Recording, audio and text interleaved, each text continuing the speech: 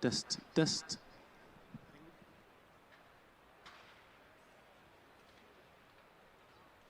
Test, test. This is my microphone working. All right, testing the volume, if it's all okay. I think this should be fine. What do you think, Igor? You're tuning it as we speak.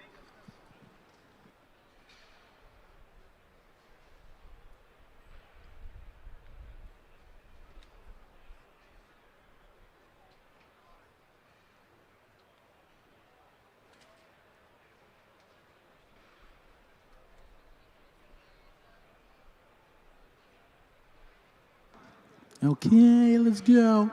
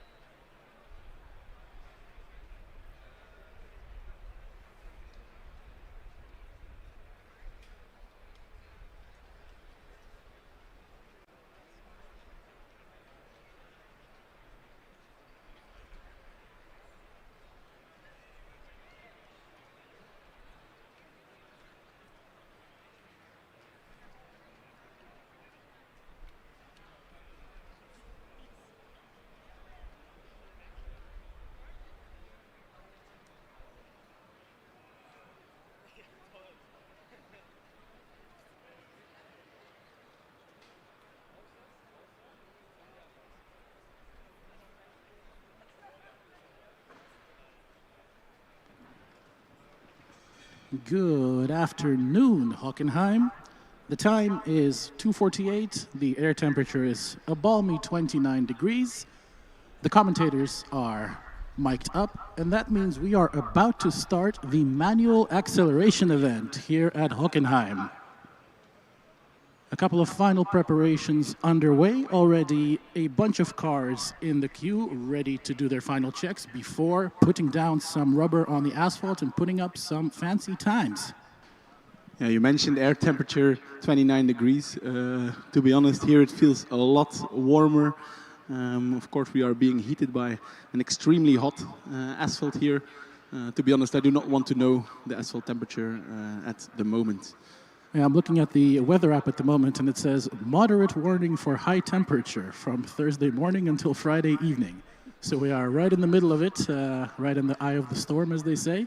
That's a moderate warning. That's a bit cynical. I just heard from one of the marshals that they are planning to start acceleration in a few minutes. There are definitely a lot of cars already lined up. I'll have a closer look to what cars we have in the queue. And it's actually quite interesting to see how some of the cars are lined up. They try to aim their tires in the sun because, of course, they have a lot of wings and often creating some shade. So in some cases, it might be interesting to point your car like a bit sideways so that yeah, you can really heat the tires up as much as possible. And that is what Chalmers was doing just before. And they are now being pushed towards the kind of like the first check area. Oh no, the second checking area actually. And they are making their way towards the start line.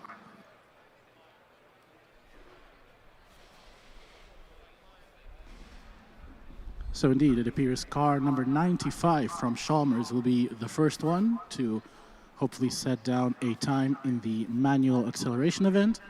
They have already participated in every other event so far, driverless and manual skid pad. and driverless acceleration. So let's see how the acceleration times with the driver compared to the driverless ones. Matti, we were at the driverless and the driven skidpad events before. We saw that the human drivers won every single duel, I believe, that we had. Let's see if on the acceleration the drivers can still outpace their AI counterparts. Yeah, good point. I think theoretically the driverless accelerations should be quicker. Of course, it's not always that easy to do all the processing of all the cones quickly enough. So some of the cars, they do have some kind of speed limit in place because if they go faster, there's just not enough time to process all the cones. And that's why some of the accelerations are still slower than the human counterpart, but we'll see. I think there was one team, Dresden, that had a 3.2 something. We'll check later in all the details. That might actually be a point for the AI. I think that's going to be hard to beat with a human inside there as well.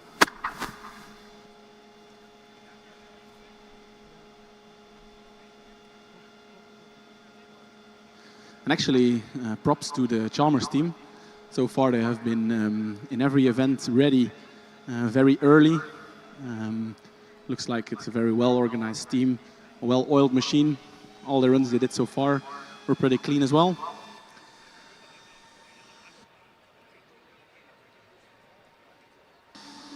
Yes, now I'm just checking. They had a 3.83 in the autonomous acceleration. Let's see how the manual compares. Yeah, 3.8, that's pretty decent, but it's definitely beatable. Yeah, we had some high expectations from skidpad, and in the end it appeared to be quite difficult to get under the 5-second mark. Let's see what the first acceleration brings to us. Immediately breaking it. Immediately breaking the driverless time with a 3.71. What I like is there's also an intermediate time. I think it is about, 3 meters? So that will also be a good one to compare different cars with each other, to see how good their launch is versus their top speed. And also the top speed is given on the screen there.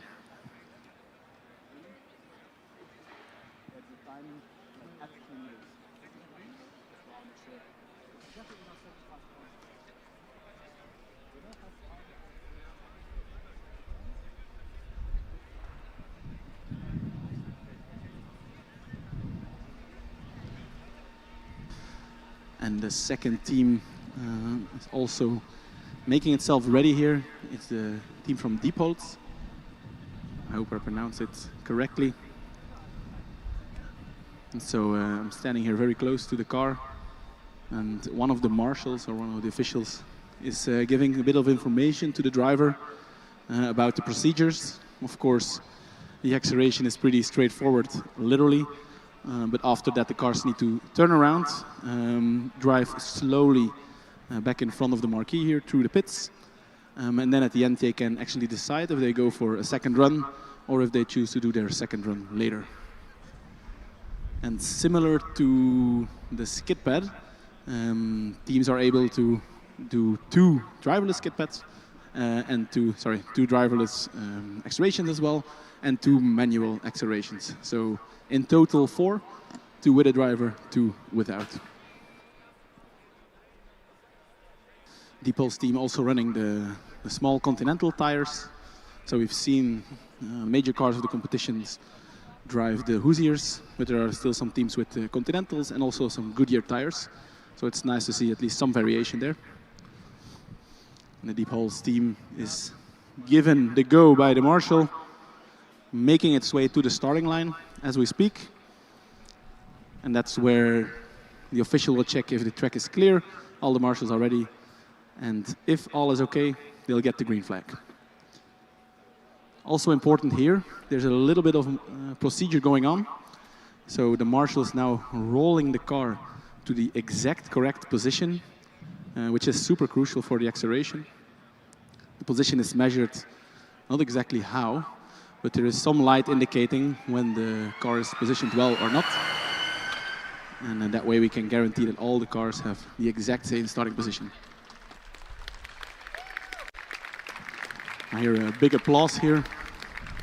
I cannot see the... It is a 4.92 for Diepholz Dynamics. 4.92. I think given the launch that they had, that's actually a pretty good time.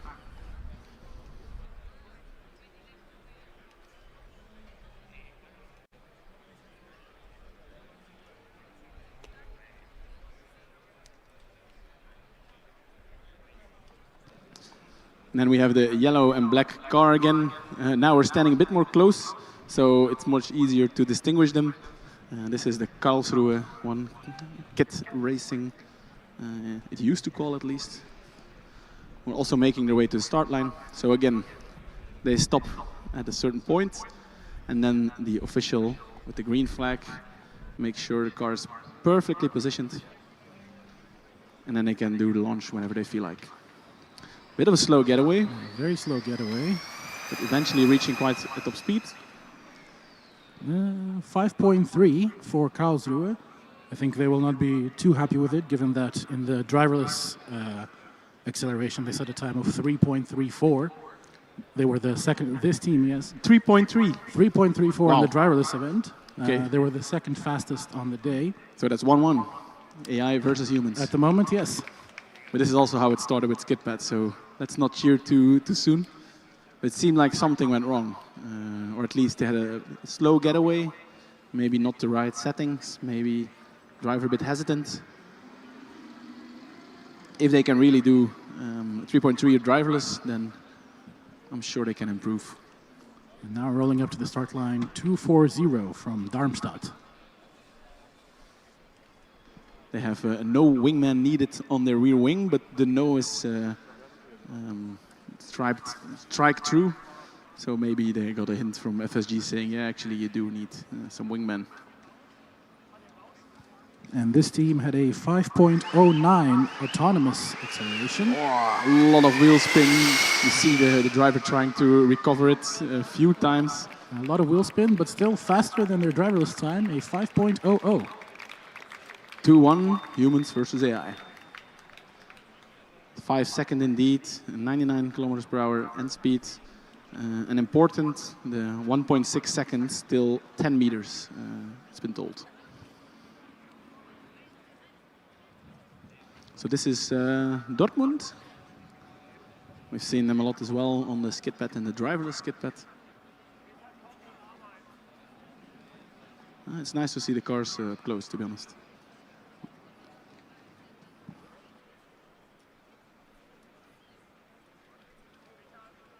So usually there's always a bit of a waiting game going on with the acceleration, but I think here it's a bit less because already this morning we had the driverless acceleration, of course, so track is clean. I can tell you it's very hot. And there's already some rubber laid down, and now a bit more. Quite a bit of wheel spin off the line, but a very nice 4.44. But they also have a driverless time. They did a driverless attempt, but unfortunately they had a DNF. They were not able to put down a legitimate time. So what do we count at? I'd say that's a win for Team Human. Team Human, based on reliability. Then we have the DHBW Stuttgart team lined up. We have another team returning for their second run first.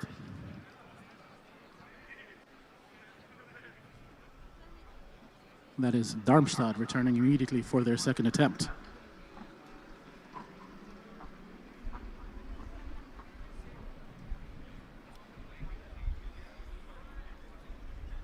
So that's the car that we just saw, struggling with the wheel spin. Driver trying his or her best to keep it on the road. Let's see if he can improve. Of course, the tires are a bit hotter now.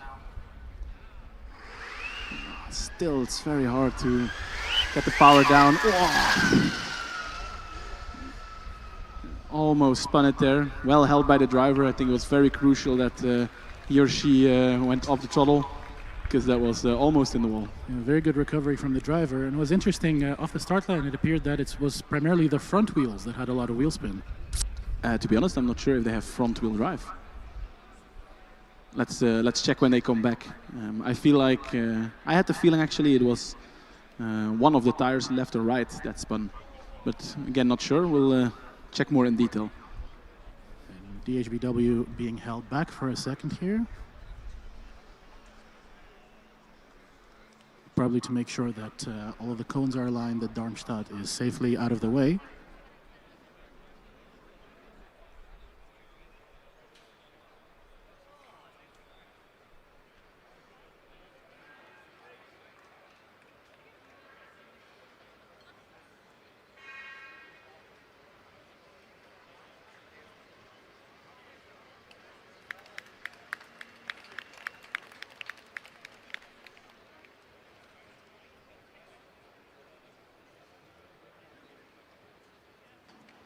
Let's have a look at the car we were speculating about, the Darmstadt car.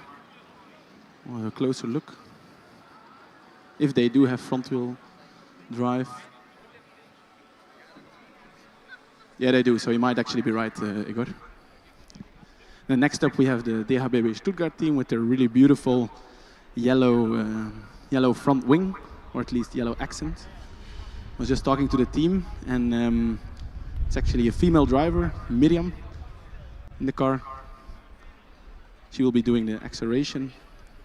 And apparently, funnily enough, last year she worked on the driverless segment, and this year she is actually the driver. So she's working in both teams, the human team and the AI team.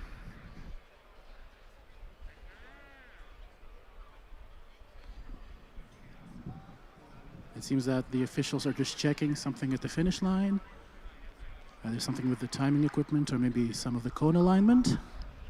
That's the reason that DHBW Stuttgart is being held back at the start line at the moment. But we expect the action to resume very shortly.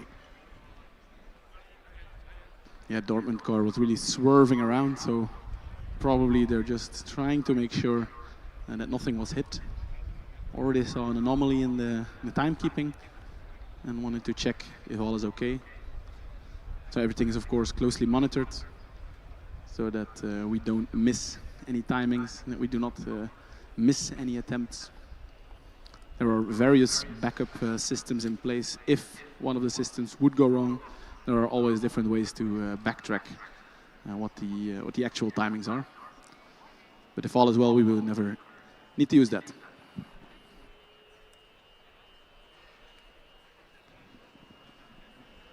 And just to give a bit of an update on the queue, we currently have car number 77, DHBW Stuttgart, 13 from Munich, 340 from TU Eindhoven, and 181 HAWK Göttingen. And I see car number 40, I believe that is Montréal, pulling up at the back of the queue as well.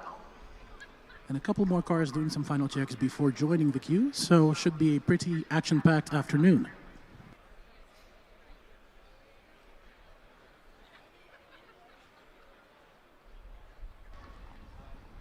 So with these electric cars, the DHBW can make its way to the starting line.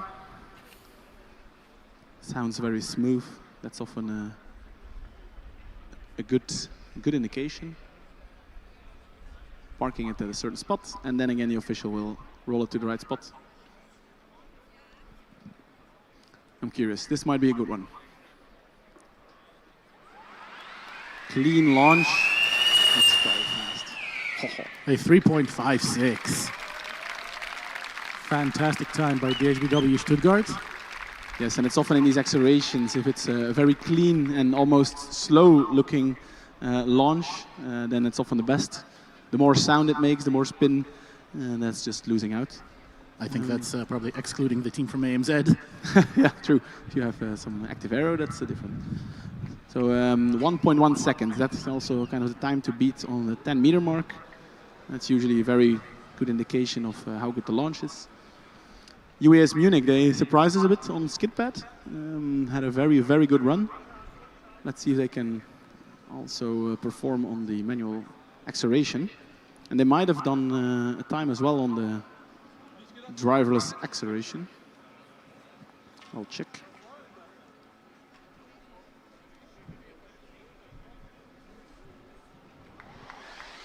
A little bit of wheel spin off the line, and slowing down quite a bit before the finish.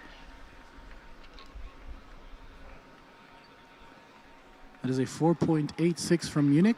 I feel like something might have gone wrong during the run. The car is now also stopped just past the finish line, not yet returning. Meanwhile, Eindhoven has been lined up on the start line, but of course they will wait until the car from Munich has cleared the runoff area after the finish line before giving Eindhoven the green flag. Yeah, and often in acceleration, these cars are really put through to the limit, everything performing as well as possible. It's all about the details. And then with these electric motors, it can happen that they shut down because of safety. Precautious, happens from time to time, so that might be the issue. Of course, can also be something completely unrelated. So let's hope for the driver that some of a marshal or an official can help them. Right, I hear that the team is being instructed to retrieve their car. So that is the UAS Munich team. They get a ride, actually. That's pretty nice. You'll see them pass by now. And they will tow the car away. In the meantime, the Eindhoven car is heating up nicely, waiting for the starting line. Unfortunately, they have to wait a minute longer. But those things you cannot predict. Of course, a feature we see with a lot of the cars is that they start with their DRS already open. Everything to reduce the drag as much as possible on the 75-meter run. Yeah, so technically, you could use some downforce at the beginning. But I think I heard from a lot of other teams that judging exactly what the optimal point is to open it or not is difficult. And actually, it's more risk to get it wrong and get more drag. So that's why indeed a lot of teams opt to just start with it open. Yeah, the potential gain of keeping it close at the beginning is just too small. There are so many factors at play that you need to optimize. You need to focus on something. And yeah, these four-wheel driven electric cars, they are pretty advanced in the sense of with traction control. Most of these teams have developed some kind of systems to make sure that these tires do not spin. Every tire is controlled individually, at least with most cars, if they have some kind of inner wheel concept. And four-wheel driven electric cars, if you can get it right, you can really set a really good time. So in a perfectly designed car, Matti, an electric car, is it as simple for the driver as just flooring the accelerator and keeping the steering wheel straight? Yep. In fact, the only thing you can do bad is go too slow on the accelerator. Lots of wheel spin from the Eindhoven car. On the front axle would be my guess. Still, a very good time. Very competitive 3.69. I think they had a 3.8-ish on the driverless. Not sure, top of my head. Or also a bit slower. 181 Göttingen making its way to the start line. The HAWK Tour. HAWK.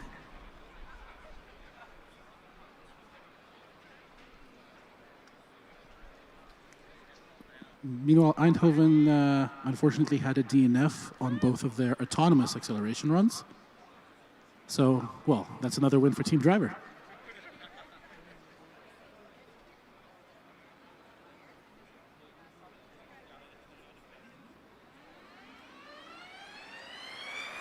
Very smooth off the line, picking up speed the entirety of their run, and they get a 4.67. And this is now it's crucial to look at the 10-meter time. This was in 1.5, let's say. The best we've seen had a 1.1. Yes, that was DHBW. They had a 1.1 in the first 10 meters. So did Chalmers. And so did Eindhoven. And those were the three sub-4 second times we've seen today. So it looks like that is indeed the target to be aiming for. Meanwhile, Montréal, I think, do their acceleration, but something seems to go wrong. I saw their DRS flipping open and closing again, but they're coming to a halt. Very smoothly rolling to a halt. Is there a maximum time? Yeah, maybe we can find out. if we get a little breeze, maybe the wind can push the car over the line. But either way, it won't be a competitive time. The driver managed to restart the car. Big round of applause. And that is a 31.32 from Montréal. 31.32. Okay. Yeah, They can do it 10 times quicker, then they might have a top time. They do have a second attempt to go, of course. And now we have AMZ. Let's see if we'll hear those fans powering up. I would expect them, if they can get their stuff right, I would expect them to beat the 1.1 second at least at the 10 meters. And then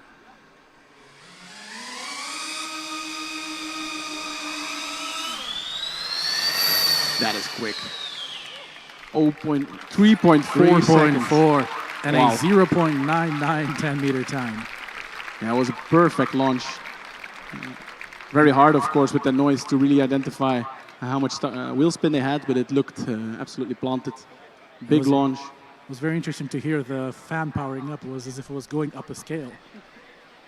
Yeah, just when you think not getting any louder, Yeah. they go up one notch. Well, Eindhoven returning for attempt number 2. Not having to wait on the start line as long this time around, hopefully. So last time it seemed like they had a little bit of wheel spin on the front. Still quite a bit of wheel spin, but I think this time in the rear. And a little bit slower. They do not improve. They have a 3.72. So they end today with a best time of 3.69. Now we have car number 79 from Pforzheim lining up. also again with the DRS open. Yeah, Zurich car, that looked really good. I feel like they can still find a little bit of pace there.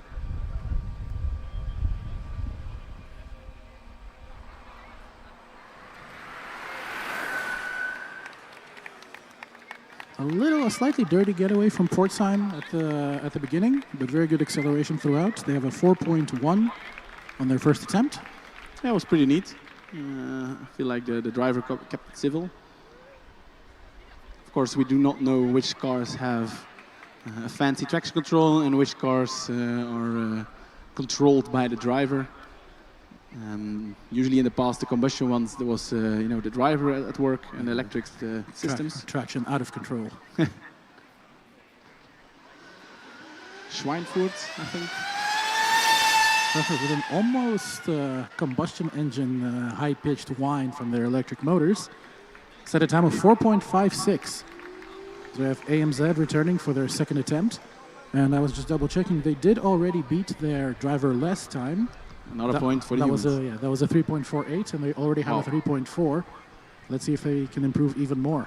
I think when the marshal gives the green light, the driver will switch on the fans, and that's when we can't hear each other anymore.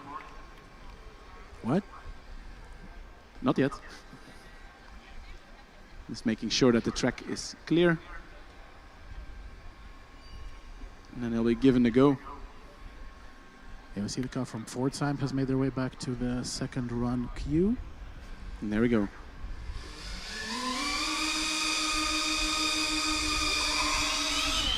Wheel spin on the rear. A little bit of wheel spin at the start, yeah. But they still improve. 3.39. Let's go, wow. Almost identical time. New fastest time of the day. 100th quicker, right? 100th quicker. And their finishing speed was 1 kilometer per hour more. Well, there you are. Now, indeed, we paid a little bit more attention to the wheel spin. A bit too much on the rear, it seemed. But overall, really good time. And yeah, these fans, they keep on ramping up. We actually had a chat with the Zurich team before, wondering why these fans are so loud. There were multiple reasons, but I think the fun fact that I remember is that actually the tip of the blades go at almost Mach 1, so almost the speed of sound. Yeah, meanwhile, Pforzheim set their second time. That was a 4.06. And I have to say, by comparison, it sounded almost completely silent. We have Schweinfurt returning for run number 2 as well.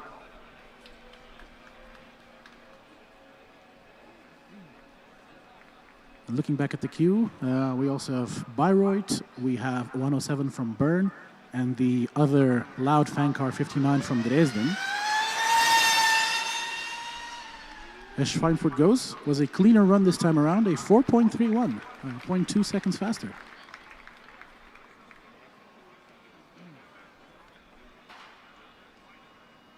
This is Bayreuth, I think. Bayreuth also with the DRS already open at the start.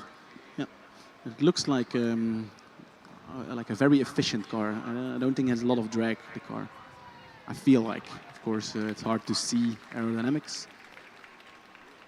Also, they have this rake angle, so very low front, high rear.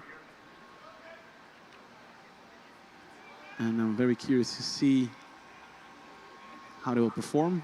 Do they have traction control or not? Seems like they do. Yes, looks very good. Wow, extremely fast at the end. 4.03. A slight disappointment from the team members. I feel like they were aiming for a sub 4 seconds. But of course, this is only the first run. They still get a chance to improve.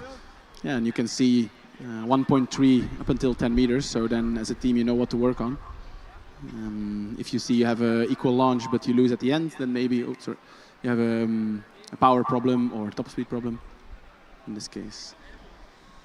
We now have car number 107 from Bern, race car go brrrt, lining up. Let's see what they can do. Maybe it'll burn some tires at the start. Clean launch. 3.99, I think that's pretty decent. I think anything sub 4 seconds is definitely a good time. And, well, some of the sub 3.5 seconds, those are the really outstanding times. Yeah, I agree. And it also gives me a little bit of an idea now what the good time is for the 10 meters. This was a 1.2, so if you probably get a 1.2-ish on 10 meters, you'll get a 4 seconds at the end. You see now Dresden lining up. Another fan car. Yeah, I believe actually provisionally they might be placed first in all of the dynamic events that we've had so far. Green flag. Fans go on, hopefully. There we go. Clean launch. Extremely clean launch. 3.39. They actually equal the time of Zurich. It shows purple, which to me indicates that the third digit will be quicker than Zurich. Thousandths of a second, they're probably quicker. So there are some people in the timing van that know the answer. We see the car from Ghent, number 51, lining up next. Finally, good to see them. They did not make an appearance yet. I think they just managed to go through scrutineering. Let's see how they perform on acceleration. Do they have some fancy traction control going on, or is it all relying on the driver? We'll see in a second. Oh, jerking a little bit at the very beginning, but got away. It's a 5.9. A little bit of a twitch there at the finish line as well, with the driver kept it under control nicely. Looking at the Dresden times, Matti, it's a 3.39 for the driver, but it was a 3.29 for the driverless. A point for AI. It's quite a big difference, actually, between the driverless and the human.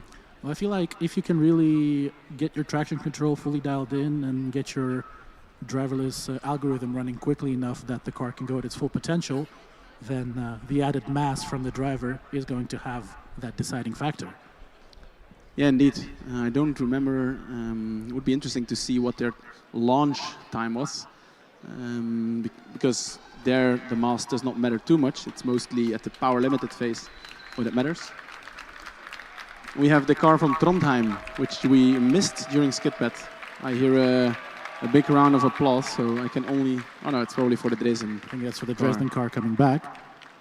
The Dresden car, it was a 0.98 driverless first 10 meters and a 1.00 driver yes. Okay. Yeah, good launch, a little hesitant. Well, hesitant, but still a very good 3.54 for Trondheim. Glad to see the Dresden choosing to do a second run. So they're not waiting out, just go for a second one. Of course, tires are clean and hot. What do you think, Igor? I think 3.35.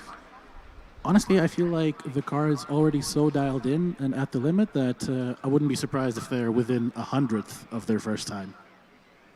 Right, let's see. If the time is purple, it's good. Fans go on. Clean launch. Clean means fast. Exactly 100th off, 3.38, new purple time for the day.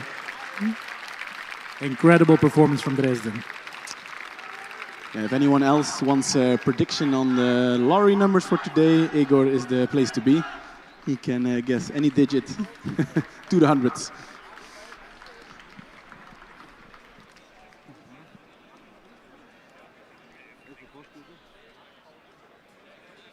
Yeah, we saw the same thing. Zurich and Dresden basically doing 2 times exactly the same run.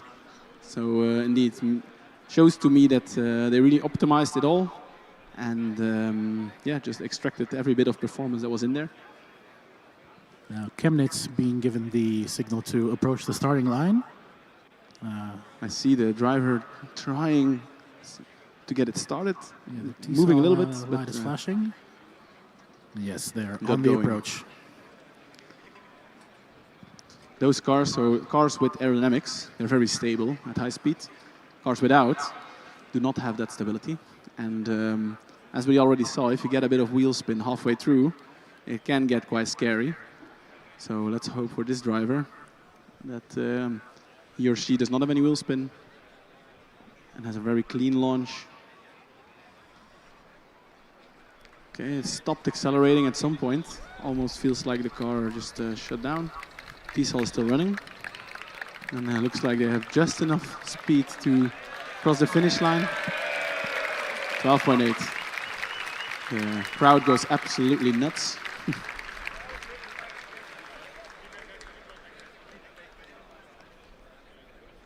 Something happened. Let's hope the driver can restart on its own and can make their way back, because otherwise I'm not 100% sure if it counts. I think you need to be able to you know, power on your own power at least, get back.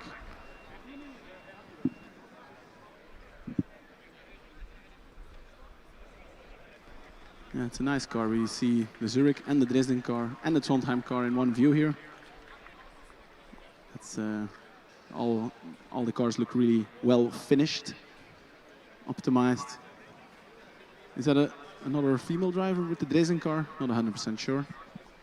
But yeah, it's more typical, I think, in acceleration to see more female drivers as well.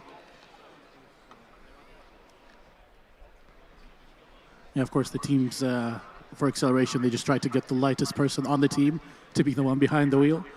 And often, yeah, those do tend to be the female team members. But, you know, whatever is best for the performance of the car. If you're fastest, you're the one behind the wheel. KIT going for their second run. They actually had a very good first run. They were one of the first teams that make an appearance here. No, the first run was 5.3. They had a bit of an issue after the start, if you remember. Yes. Okay, I'm mistaken. My they had a very good driverless time. I'm sure they'll be hoping to match it now. Let's go. Good start. Clean launch. Much better than before. 3.46. Very close to the top contenders. Despite its jumping a little bit, you can also see that the launch was slightly worse, 1.06. Of course, very close to the other teams. It's all very, very close. There's only 0.08 of a second between the top three, and only 0.16 of a second between the top four. Yeah, and of course, the scoring here is definitely time-based. So it does not really matter too much, you know, if you're first or 10th. What matters is the time delta. So between Zurich and Dresden, there will be almost no points difference. But of course, the top team, they can go to the stage and get a trophy, which is also pretty nice.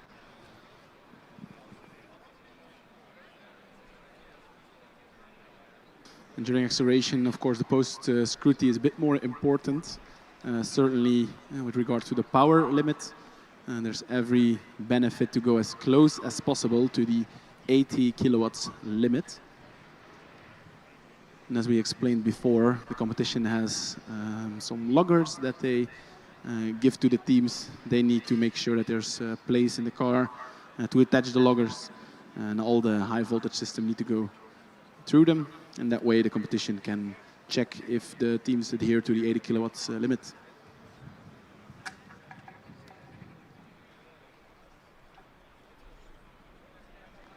We have Uni Trento joining us for the acceleration, preparing themselves with a really cool helmet. I think it's the same driver that we saw on Skip-Pad, unless they changed the driver and kept the helmet. I can see Chico on the helmet, so I assume. Yeah, Chico being reminded to close the visor. Exactly. If you're standing still, it doesn't matter too much, but I can reassure you, if you're going 100 kilometers an hour, you want to have your lid closed.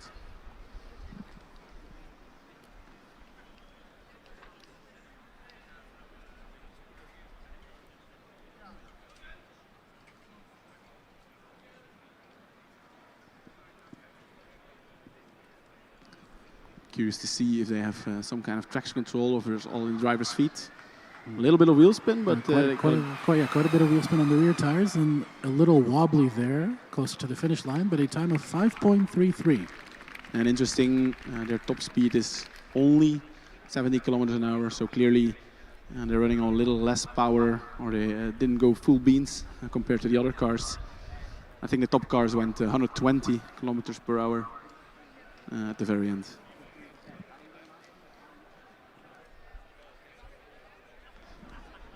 And while we have a little bit of a break here in the action, we're being asked to notify everybody present here, alumni, current team members, and whoever else might be interested, that because we're going to have a very busy weekend on the track, a lot of cars, a lot of action, we are looking and opening up registration for some weekend red shirts to help us as track marshals at the weekend events.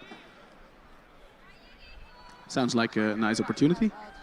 If you're here anyway, you can actually see some live track action. I would definitely sign up. Yeah, so if anybody is interested in being a track marshal, interested in signing up, they can go over to the formulastudent.de website, and there's an item in the news updates where you can click and fill out a registration form and join us for the action over the weekend. Yeah, I think definitely also being able to stand there during endurance, seeing the cars from up close. That's quite an experience. Yeah, sort of get a peek behind the scenes, how the sausage gets made. Exactly. We see now car number 111, Trento, coming back for their second run. Let's see if they can get that wheel spin a little bit more under control off the start line. And they also had a bit of a wobble at the end. I'm curious what that was all about. I've seen a couple of teams have that little wobble just before the finish line, or perhaps just after. Is it a little bit of imbalance when hitting the brakes, Matti, or what do you think could be causing it? No, you see the wobble already before even. There's plenty of room actually to brake and to slow down. But yeah, maybe it brakes. Maybe there's also a bit of wind at some points I noticed, which is nice for cooling, but might take some drivers off guard. Trento, meanwhile, improves their run.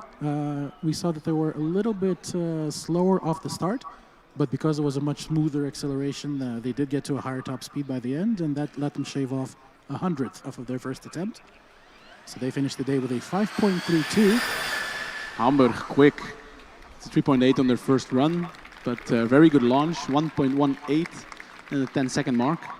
We've seen the Hamburg team a lot already, also in the test track before. So nice to see them appearing here as well with a pretty competitive time. And I think that ratio is still holding true, that if you get your first 10 meters under 1.2, then you'll probably be under 4 at the finish line. And let's see which team can prove us wrong. Hopefully none of them. Yeah, they were really using the entire track. Again, having this bit of a wobble, you know, halfway through. Car's not that stable under high acceleration loads. Nice T-cell sound from the Erlangen car. And we also saw them quite often already. They were very unlucky on the first day, yesterday with the driverless skid pad. But other than that, they a pretty good run, I think.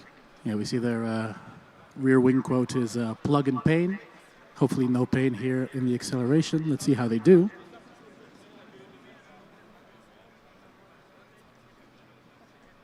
A bit of a, well, unfortunately, fortunately, depends on how you look at it, cloud covering the sun right now.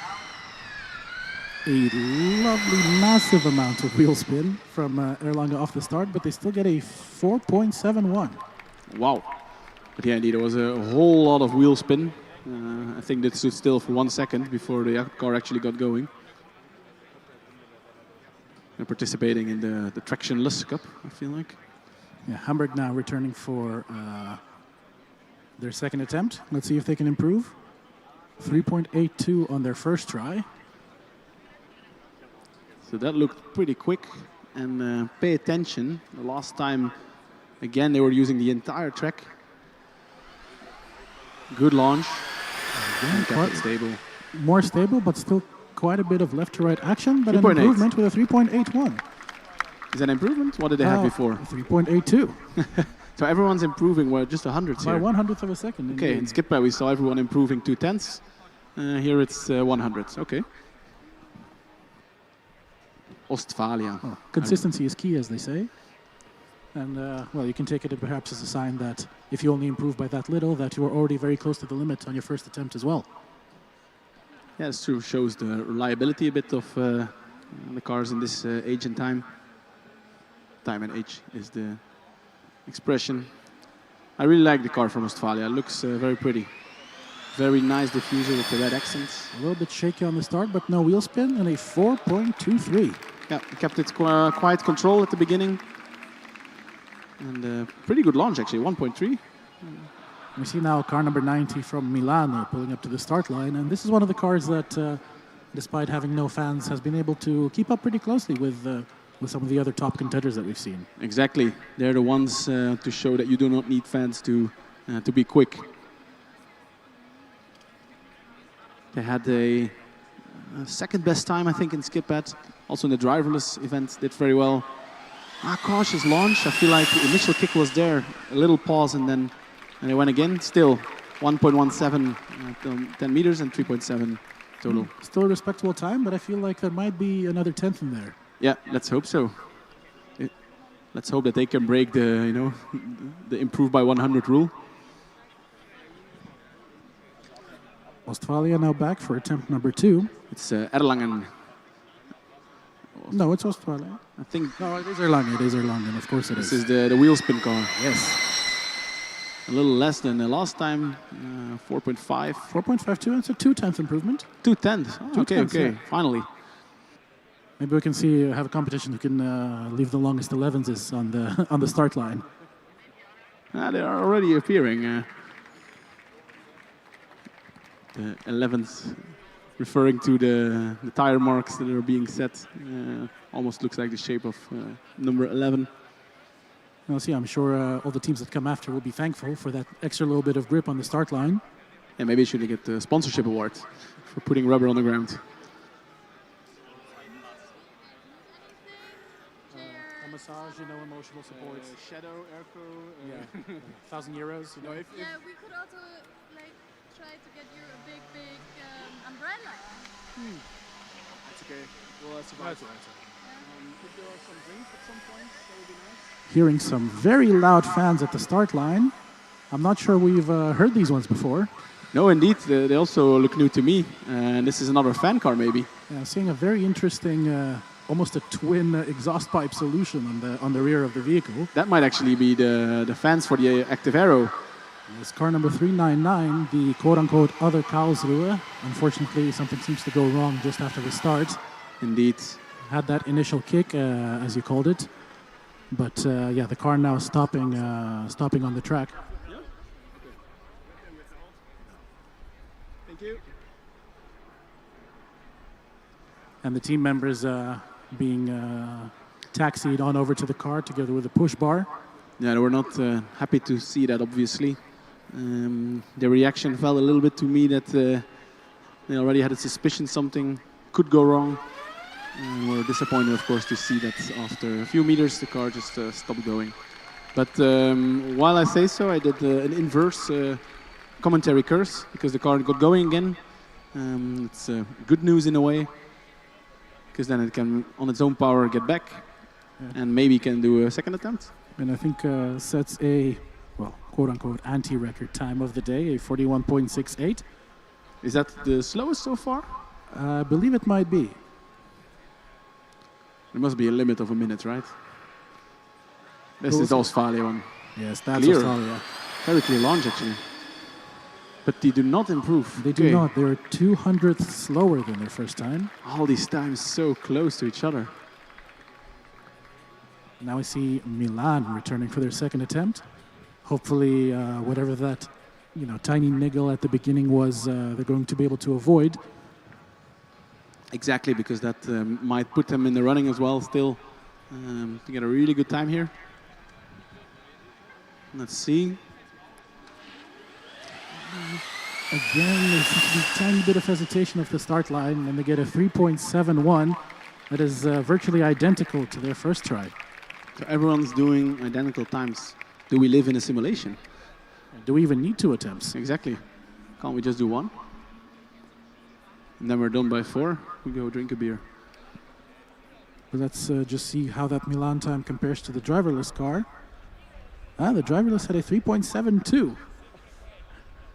So they barely took away the point for the humans. Now I feel bad for the AIs. The team from Barcelona lined up.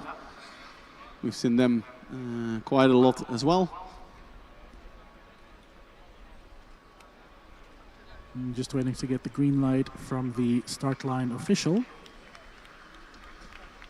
I also remember them actually having quite some success in the past on acceleration.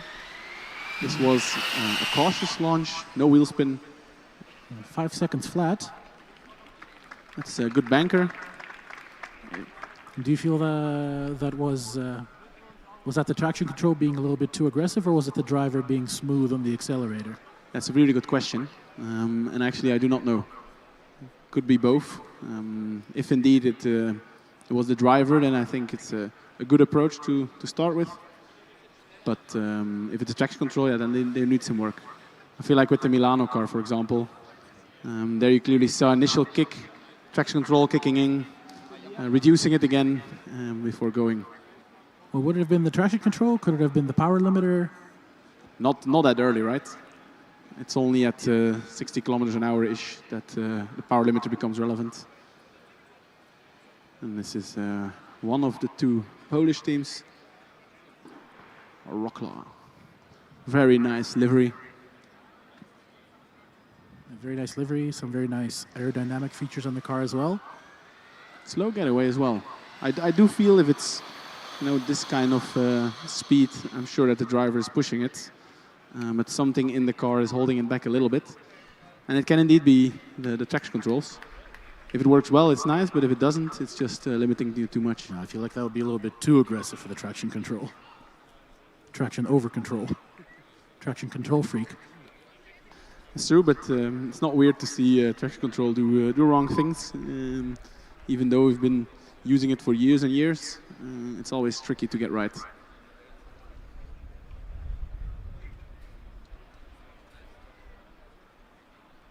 And it's nice to see we have a constant flow of cars going. Keeps us busy as well. Nice and entertaining.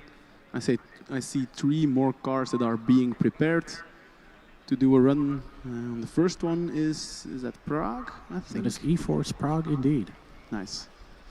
I saw a bit of red, saw a bit of blue, so it was an easy guess. Well, it could have been Kempton. I believe they also have a blue-red combo.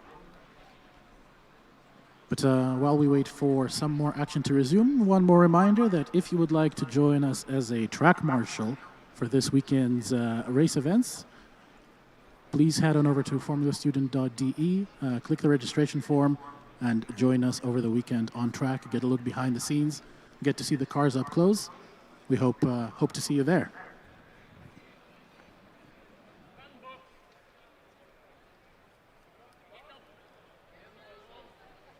I'll have a little walk around to the queue. See what is going on there. Quite some teams here making themselves ready.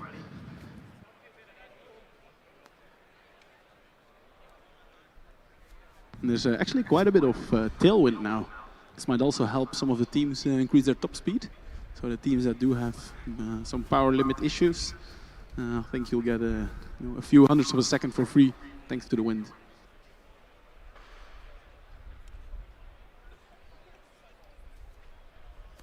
So the team of Prague will be the first ones. They are now being tested by the officials, again to make sure that the car is one, legal, but also that it's safe to drive. So I'm not sure what test they exactly did, but I do know that they sometimes test to see if the IMD works. And the IMD is there to check if the resistance of the car is high enough, the electrical resistance I mean, because if it's not, that might actually indicate some kind of short circuit, which of course is not something that we want. And these tests, they ensure that the car is safe for the drivers and also for other people once they go on track. Prague also participated, of course, in the driverless acceleration. There they had a time of 4.24. So we'll be looking forward to see how the driver can compare to that. And interesting stuff here happening with the car from the Strathclyde. They're checking underneath the, the bonnet of the car. They can kind of open the bonnet. I can see the suspension and some other electronics going on there. And I actually think that they are setting up the walkie-talkie, as we would say when we were kids, so that the driver can actually communicate with someone from the team. It's looking all right. I think the driver needs to close the straps of the helmet.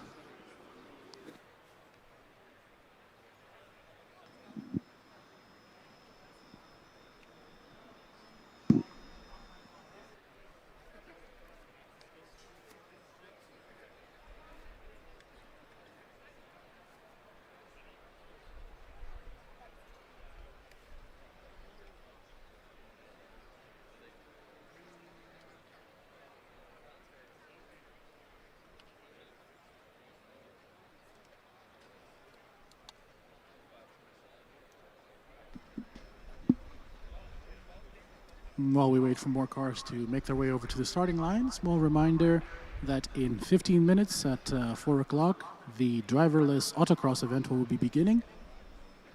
So if you want to go on over and take a look at that or tune into the live stream, that will be going up live in 15 minutes.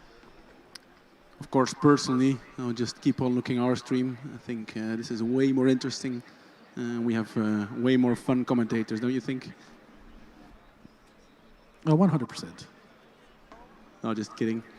Mickey and Jonas will be doing the driverless autocross, and they're also definitely fun to watch and listen to. See a bit of an interesting strategy by the E-Force team. One of the team members is manually wiping off the pebbles from the tires as the car is rolling up to the start line. Of course, here at the acceleration, it is a game of very fine margins. Every little bit of grip counts. So you want to get as much of it as possible. A lot of teams are moving now. I'm not sure if they're all allowed to do. But Scooter did a good job of checking a few cars. And we get a whole batch of other cars again. We even have some cars lining up for their second run now. I think one of them is the team from Ghent. And also Trondheim is making its way. And the car from Ulm making a first appearance on the acceleration today, apart from the driverless acceleration. And we'll see who the marshals let go first. The driver from Prague getting some final instructions.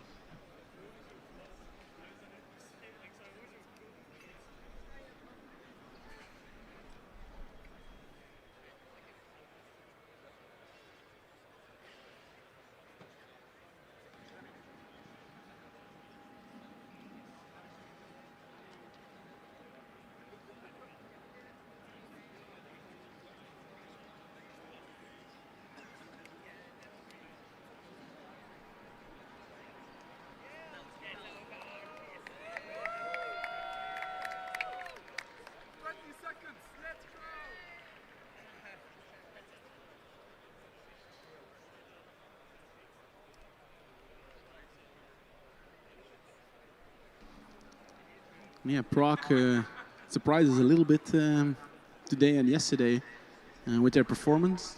They were a bit under the radar, I think, in previous years, but this year they're really showing up with an extremely quick car. They'll do their first acceleration here, manual acceleration. I'm very curious to hear and see what time they will do. From my point of view, I can see that they have like a super fancy steering wheel. I would love to grab that steering wheel once. Yeah, I see some final procedures and preparations being discussed by the officials to make sure everything is run fairly and smoothly and safely.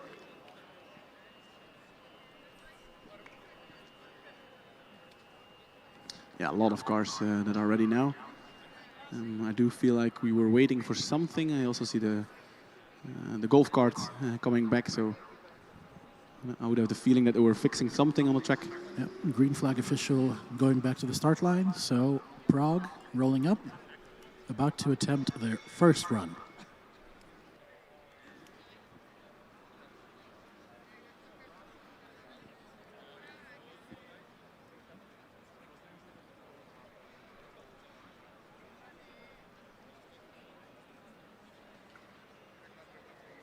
The driverless time they'll be hoping to beat is a 4.24. Good start, smooth acceleration throughout, and an immediate 3.8. And interesting, they had a very good launch, 1.15. Slightly slower top speed than what we've seen from other top cars, but still a really good time. The car from Ghent, I think, will be launched. Also Strathclyde are making its way. This is the second run from Ghent. I do not quite recall how their first run went. I had a 5.92 on their first run. I think the car slowed down a little bit during the run, if I remember correctly. Let's see if they can do better this time around. Let's go. Cautious start. Okay, keep on going, keep on accelerating. 5.5, they improve. Improvement of 4/10. 4/10. That's a big improvement even. Strathclyde. That's from Glasgow, is it? Yes, it is.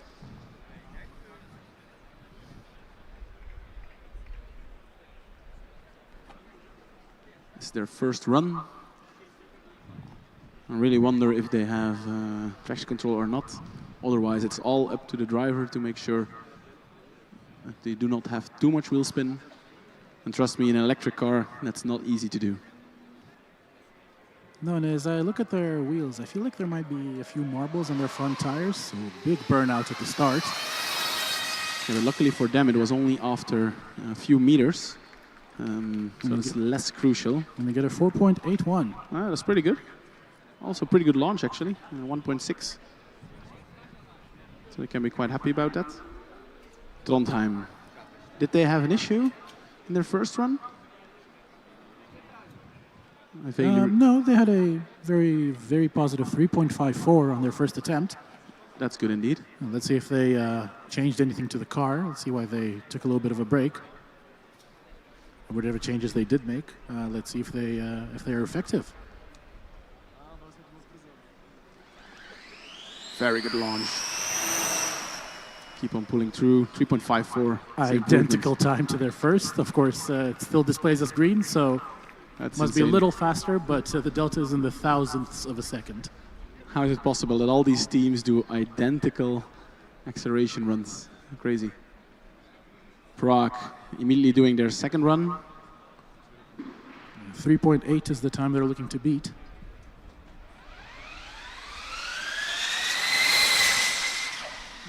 And they do with a 3.78. Again, small improvements, small margins that they're working with. Hot wings. With these improvements of 200ths, 100th, do you think that can be explained entirely by the difference in tire temperature after the first run? Yeah, maybe. Tires a bit cleaner, indeed. A bit hotter tires. Yeah, definitely. So now we know how much it gains to Now do your second run immediately. It's 100th of a second. A little bit of a tentative start from Ulm, but accelerating nicely throughout, and they get a 4.3. This was their first attempt, so they can go again if they want. You see the team members moving their way. Oh no, those are the Trondheim team members. They of course already did 2 runs. Indeed, I think it'll be either Tallinn or Munich Motorsport that we see next. It is Tallinn. The guy also has a extremely beautiful helmet in the same theme as the car itself. Their tires look extremely clean.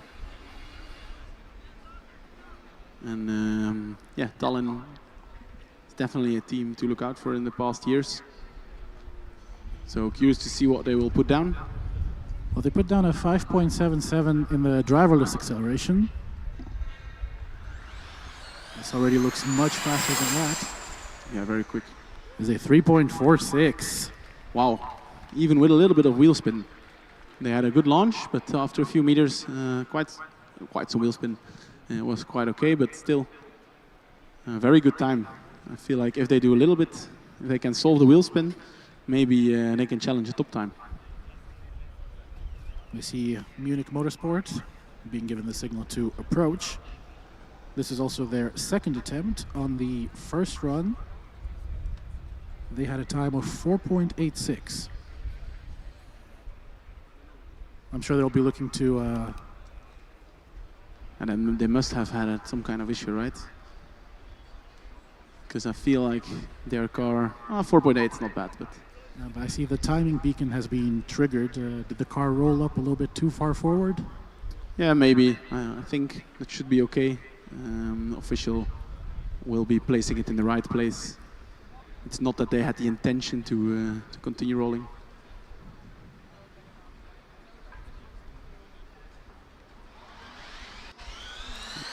Clean launch, looks very good.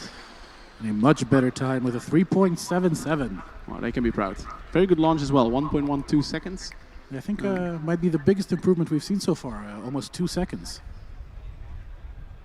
Yeah, I had a feeling they had some kind of problem maybe before, but I don't quite remember. We see so many cars, so many different events, so at some point it's hard to track what's exactly going on. I think we'll have car number 44 from Ulm coming in for their second run. And Tallinn is also lining up behind them. Let's see if they go for the second run queue. Yes, they will be going for their second run immediately as well.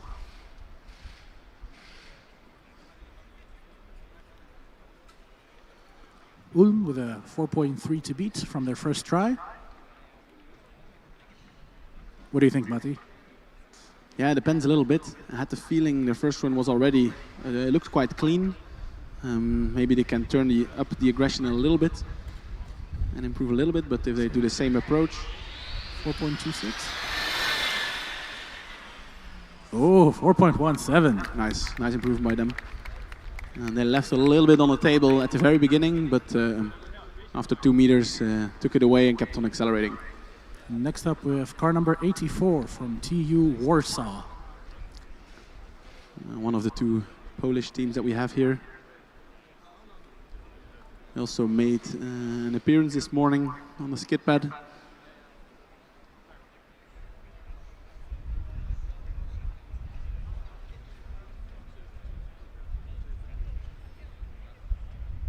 Let's see if they use traction control or the drivers. Quite a cautious start, but very clean. That's a 4.36. I can be very proud of that. Yeah, good first run. Let's see if they'll be able to improve on run number 2. Also quite a high top speed given this time. Yeah, I'd say one of the higher ones we saw today. Yeah. I think the top ones are a little bit closer to, say, the 120 range, but around 110 is also very respectable. Will they do? I saw the guys from the Polish team going to the car, so I might expect them to not go for a second run. Not sure, of course. Tallinn feels like a little bit more wheel spin off the start. And also another 3.46. What is it with these cars today? They're all doing the same thing multiple times. Well, I think that's also, you know, a consequence of electric cars, traction control, as we discussed before. In a perfect scenario, it's as simple for the driver as slamming the accelerator as fast as possible and just keeping the steering wheel straight. Of course, with combustion cars in the past, we saw there's quite a bit more variability, playing around with the clutch, with your shift timing and things of that nature. With electric, no such obstacles in the way. True, still I would feel like your second run, you know, can be quicker, or can be a lot quicker if you get more grip. But yeah, we've been proven wrong. Also the top teams, they just do identical acceleration, so maybe that's where the optimum is today. We have Düsseldorf returning for their second attempt, I believe, or first. Have we? I think it's their first attempt, but have we seen them before already? Well, we've definitely seen them, I believe, on the skid pad. All right. They also run I think the Continental tires. A bit bigger ones, I think. The other Continental tires we've seen have a smaller sidewall. These seem to have a bigger sidewall. To be honest, I'm not 100% sure if those are the Continental tires. I'll try to have a closer look.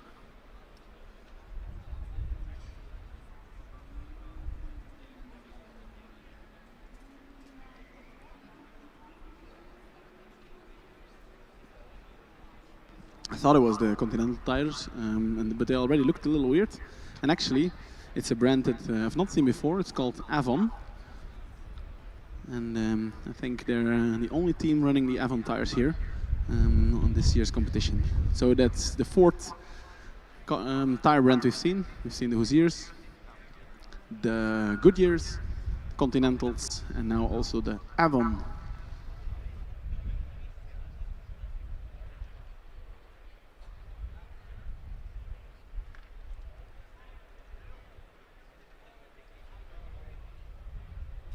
I'm having a closer look at the technicals of the car. It's a rear-wheel driven car. They do not have front motors. Two separate motors that are controlling the rear wheel, so there's no axle on the, no closing, how you say it, linked axle on the rear of the car. Do they also have this kind of fan car? Something was spinning up. It was quite interesting to see.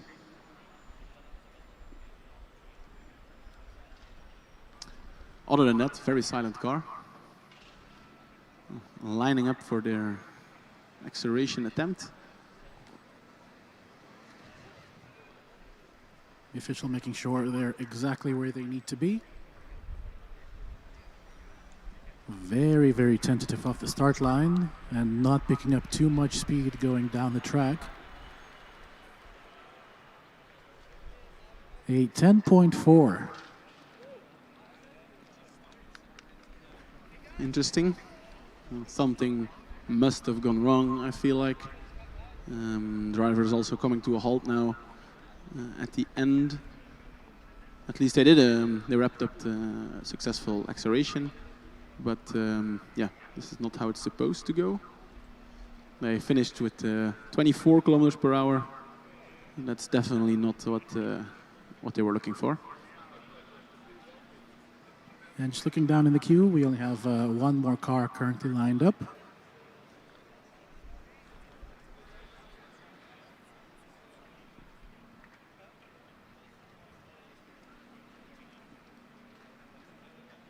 And a little time check. It's 4 o'clock in the afternoon now. We continue here until 5:45.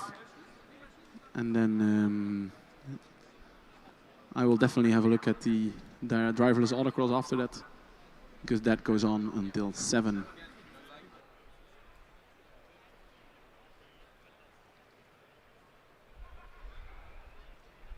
It's quite nice to see we had quite a lot of cars already. I think almost every team did an attempt already, so we won't see any rush hour. And for the teams themselves, it's actually pretty nice if they do so, because that gives them plenty of time to prepare for the driverless autocross. We have seen that it's always tricky to get it right with the driverless cars. There's a high chance that something goes wrong. Often already at the beginning or at the setup. So yeah, I think it's very wise choice by these teams to take the time, do an acceleration early. We already noticed that there's not much time to be gained from track conditions or from tire temperatures, so just get running and focus on driverless autocross after that.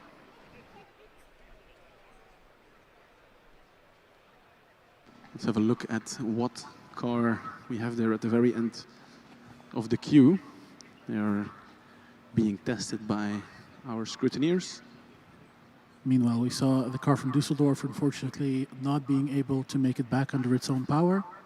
The team members with the push bar have been taxied on over to the end of the acceleration track. Hopefully, they will be able to figure out their issue and return for a stronger showing on their second attempt. Yeah, and it's actually quite far away, so that's why we have the golf cart, of course. But now the team members have to push the car. Although I see them standing around hesitantly a bit, and I think the car managed to go driving. Luckily for them, because I was going to say, these electric cars are actually pretty hard to push, because most of them, I'm not sure if there's one that has a clutch, and that means that electric drives are always connected to the wheels, and so there's no such thing as free rolling. You're always pushing against the magnets, and it can be quite exhausting. While with the combustion cars, of course, you just put it in neutral, and it basically rolls freely.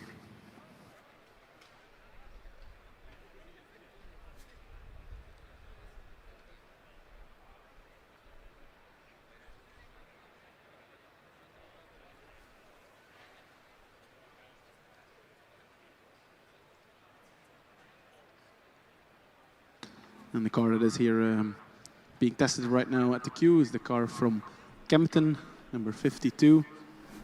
It's also, as far as I can see, a rear-wheel driven car.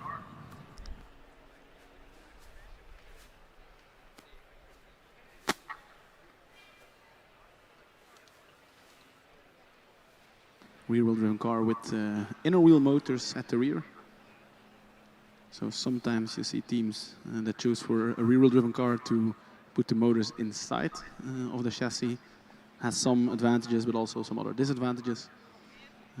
While most of the other teams run with the inner wheel concept, meaning the motors are actually inside of the tires itself, kind of.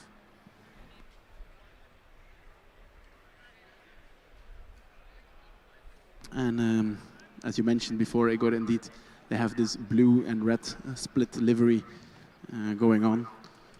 From the side that we can see, it will be blue, but maybe from the live stream, you will see the car appear as red. I see the very striking car number 187, the sort of green, golden, glistening hue. The car from Leibniz making their way over to the acceleration queue as well. Should look very impressive on track.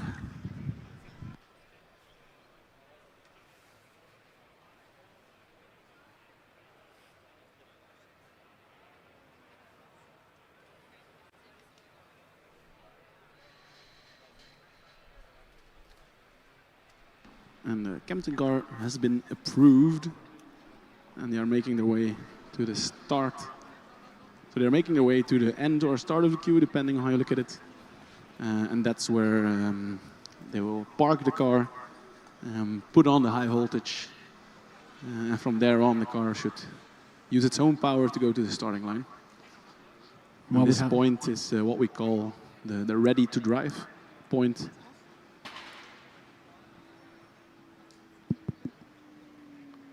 While we have this little lull in the action, once again, one more reminder to team members, current and former, that are present at Hockenheim today. If you would like to participate as a track marshal during the weekend's racing events, autocross and endurance, please go on over to formulastudent.de and sign the registration form. We hope to see many of you there and give you a look behind the scenes at how these competitions are run as well. Yeah, and being able to stand on the track during endurance, during autocross, that's really an experience. And these cars, they fly by. If you can look them up so closely, that's really nice. And you get to work on your tan a little bit. As well, yeah.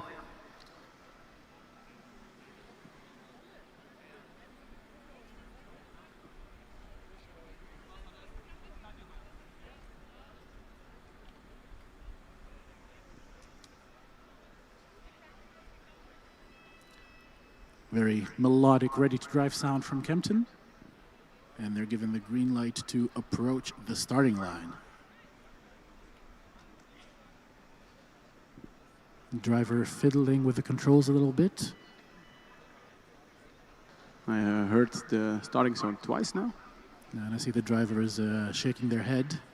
Could be that they are not ready to go for whatever reason.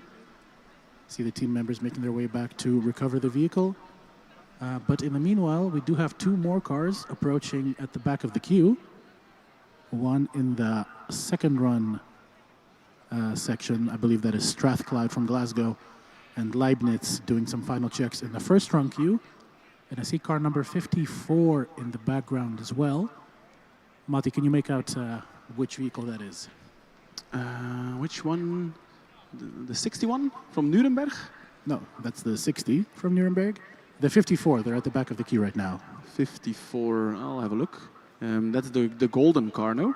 Ah, no, 54, that's Rennstall Esslingen that are making their way. Or am I wrong? Thought I saw Esslingen. No, I'm just have to correct you there. I'm going to give you a hint. They have Cupra on their rear wing. Ah, then it must be Barcelona. Indeed. Meanwhile, Kempten has seemed to figure out whatever issue they were having. They are rolling up to the starting line now.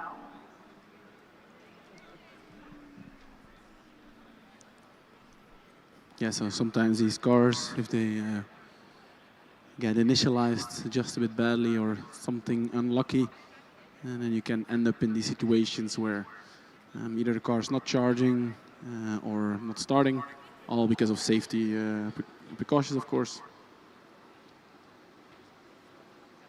Let's see if they take a calm or aggressive approach. I'd say Both. that's more on the aggressive side. Started calm, but then definitely powered through.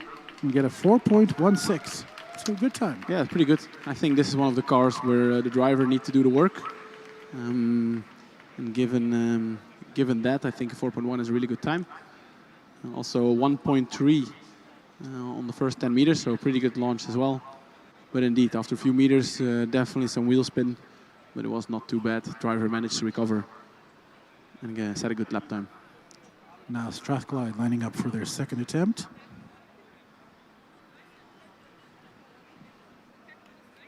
They had a 4.81 the first time around. I think 4.6. I'll go 4.7. This is also a rear-wheel driven car.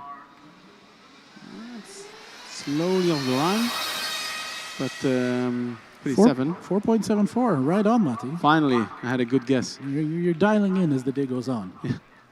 By the end of the weekend, I'll be able, to predict just as well as you did. Barcelona, number 54. I really remember them being this white and green, but I'm starting to doubt now. I should look it up later tonight. I vaguely remember the Barcelona team being white and green. Well, is there only one team in Barcelona, or could there have been multiple? That could also be the case, of course. I think there's another Spanish team from Sevilla. That would be Arus. They're also present at Formula Student Germany this year, but I don't think we've seen them join any of the dynamic events so far. Hopefully we will still see them before the week is out. For now, Barcelona being given the green light to go to the start line.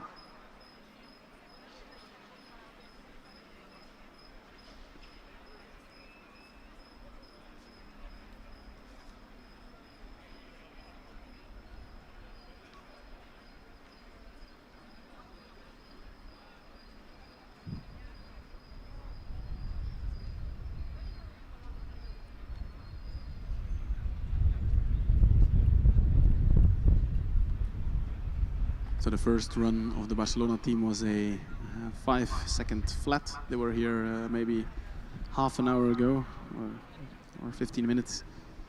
So 5 seconds, that's decent, good, but I feel like they can do just a bit better than that. Below 4, that's when it gets really spicy. And if you can get below 3.5, that's an extremely impressive result. Kempten going for another run.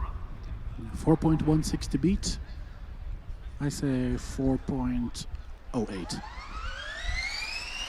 Clean launch, wobble. I think. Wobble and a slowdown at the end there, and just a slight burst of acceleration, but I think it was already past the finish line.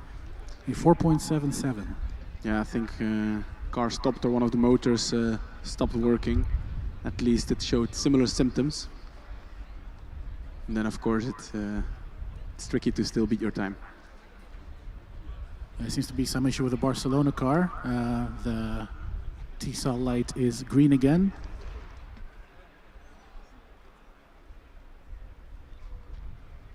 Yeah, not sure why. They seem to be ready to go, but then at the end something happened. Maybe the car was on for too long. Of course, this is a case that's barely tested. Quite often in Formula Student you need to wait a long time with your car charged on, and high voltage system on. And I don't think many of these teams test this use case. At least when I was in Formula Student, we never tested that, and sometimes we had some issues with that as well. Indeed, I think at least being from Barcelona, the heat is no stranger to them. So I don't think that will be causing them any issues. Meanwhile, we see our friends from down under, Monash Motorsport, rolling up to the front of the queue.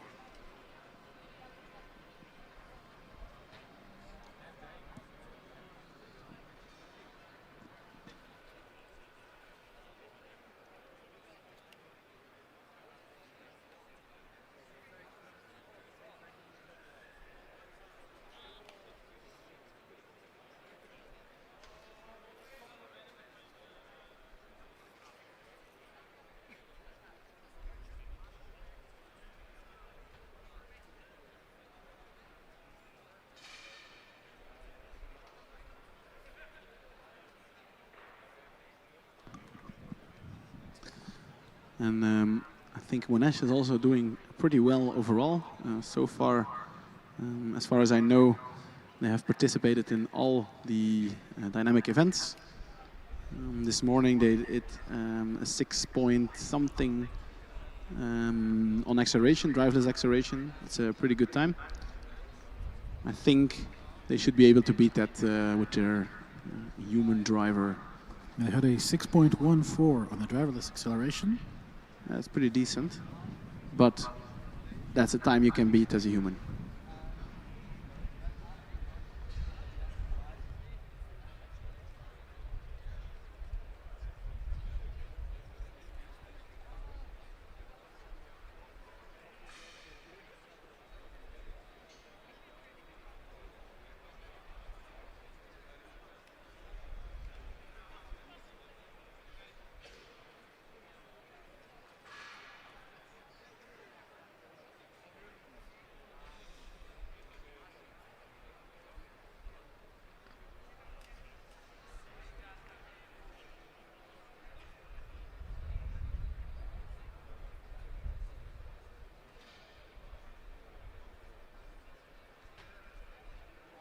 So the marshals here, they need to repeat the procedures to the drivers and team members about how exactly it goes.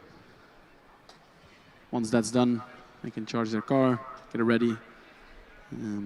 So up until this point, they can be pushed from their team, but from here, it needs to get to its own power to the starting line. Doesn't matter how fast or slow you do it, of course within reason. And then there's the official with a green flag waiting for you. And he will give the green flag, telling you to go. This is the first run for Monash. Again, their driverless run was a 6.1-ish. I think they will be able to beat it in the first run. Interesting, DRS closes at the start. They went for the dynamic approach. Wow, 3.89. Yeah, it's paying off, 3.89. Almost half their time from the driverless. Another point for the humans. And you saw that, change in the DRS, Matti, that you were mentioning, that you could use a little bit more downforce off the start. and then opening it up later on. It seems to have paid off for the Bonas team to use that strategy. Definitely, they also had a very good launch. 1.17 seconds at the 10-meter mark. If it's a bit calmer, I'm actually going to verify how many meters it is. I don't believe it's 10 meters. It should be less. No? I'll check it. Car 172. Cautious launch, but then pulling through. But they do not improve their time, unfortunately for them. Not sure how quick their first run was. I'm curious to see if Monash will go for a second run or not. The team members are patiently waiting here, so somehow I do expect them to go for a second run. I'm just guessing. And I'm actually not sure if the Monash car is four-wheel driven or not.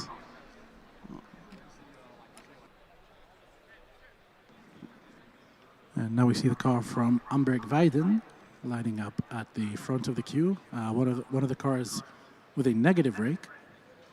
You can even see the rear tilt of the vehicle, especially in the side wings. Monash indeed opting for a second run. It is a four-wheel driven car. So of course it has some advantages over rear-wheel driven cars only. You basically have more grip to play with, to accelerate. And I think they did a really, really good time in their first run. Again, DRS closing. It will open after a few meters. Not sure if that was a fans or wheel spin. But I think this is exactly the same time, no? Yep, 3.89. Come on, guys. What's happening here? Everyone doing the exact same time in their second run. Crazy. But good job by them. That gives him a fair amount of points. Let's see if Amberg-Weiden can continue that trend of identical first and second run times. Yeah, I want to have a closer look at Amberg-Weiden car. I feel like they have something special going on with their front wing. And that is also the reason why they do have this higher negative rake, or at least higher front. But I'm not 100% sure. I'll ask one of the team members later. They're getting quite a bit of tailwind at the moment. Let's see if they can make good use of it. Cautious launch, but it's very controlled and very good. 4.22. I feel like they're a bit on the safe side at the very beginning. They'll probably still be aiming for sub 4 second time. Yeah, I hope they can prove us wrong and not do the same time again. But they'll have to spice it up a little bit. Talking about spicing up, here's your HAWK 2 car. Oh, come on. You can do better than that. Their HAWK 2 car. There you go.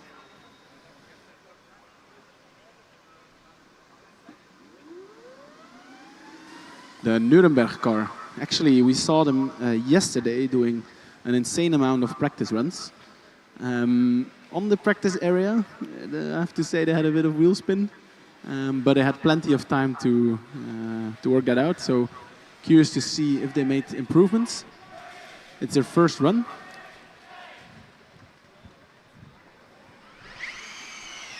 Starting off smooth and then quite a bit of wheel spin. That gets them a 4.24. That's a decent time. That's pretty good. And I think our rule still holds. If you can do under 1.3 on your 10 meters, you get a sub 4 seconds. And otherwise you're just above it. Indeed, the launch was pretty good. And then after, let's say 5 meters, and then a bit of wheel spin popped up. But it's actually pretty hard to get these electric cars, to function well. We just saw the Amberg-Weiden car run over one of the cones in the post-scrutiny area. Yeah, even one of the posters. I see there's like, one of the, what is it, a banner, a poster, a sign. Yeah. Thankfully, there seems to be no damage to anyone and no damage to the vehicle. Meanwhile, we have HAWK Göttingen on their first run, and they get a 4.64. Very decent. Super controlled. I think there's a little bit more in there, but yeah, good job. This was actually their second run, and they managed to improve. There's some weird stuff going on here with Amberg-Weiden car. Yeah, there's a couple of cones trapped underneath there. It's of course the same wheel that they had trouble with yesterday or 2 days ago it was. Yeah, I think what you see with these cars is probably driver got a little bit confused. All people showing directions, and then at some point you're not focusing on the cones and the signs next to you. So probably a little bit of confusion there, but nothing bad. Just a bit of a weird situation. Now see Nuremberg returning for attempt number 2. And it was 4.24 on the first try. I think they can improve. But by 1/100th of a second. I hope more for them. Let's hope they can just break the... I go for a 3.99. 4.17. I'm afraid you're going to be right, but still, I believe in them.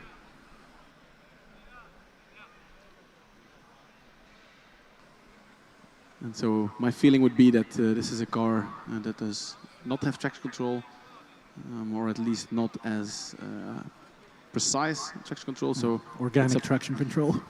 Yeah.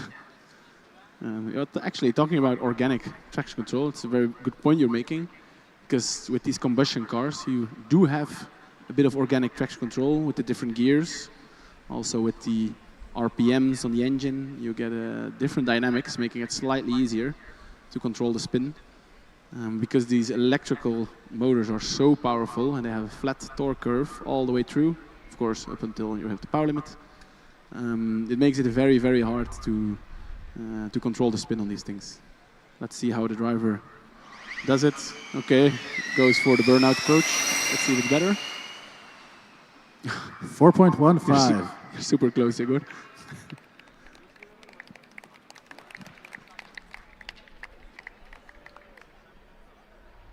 And now I see one more of our Italian contenders. And I think, is this a 5th tire company? They are, of course, with the Pirellis.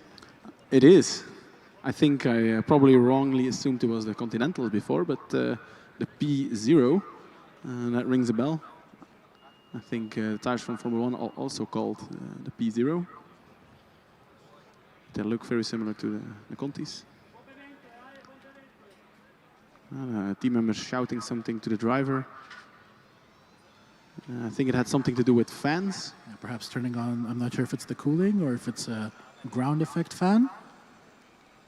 Either way, the driver managed to solve it, very cautiously making its way to the starting line, but I think they have to wait anyway for the kart to come back. It's a new fan sound again. Almost sounds like a very quiet version of a jet engine.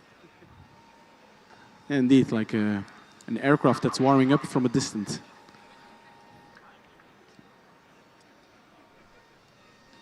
But somehow I feel like this is a cooling fan. Could also be active aero. Maybe we need a sign, you know? All the active aero cars need a flag saying, hey, our fans, they really suck. See the team members hugging close to the start line. Trying to urge their teammate on. Wow. He gets a very good start. This is good. And it's a 3.87, and you hear a loud cheer from the fans and the team members in the stands. Fantastic time for Turin. Yeah, they really build up the tension, slowly creeping towards the starting line. Indeed, the debacle with the fans, but great time. Yeah, I felt like there was a little bit of a wobble, a little bit of lateral motion a little further down the track. So I think if they can eliminate that, maybe still a couple hundredths, maybe a 10th in there. Yeah, I didn't check if it was a 4-wheel or 2-wheel driven car. I would say if it's a 2-wheel driven car, then 3.87 is a really good time. With a 4-wheel driven car, of course, it's also very good. But then there is potential to improve a little bit. While I'm saying that, the DHBW Stuttgart car,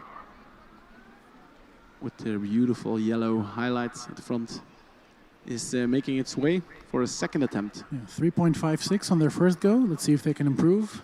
That's a really good time. I'll go 3.53. Yeah, I'll do the same. Make it 3.52.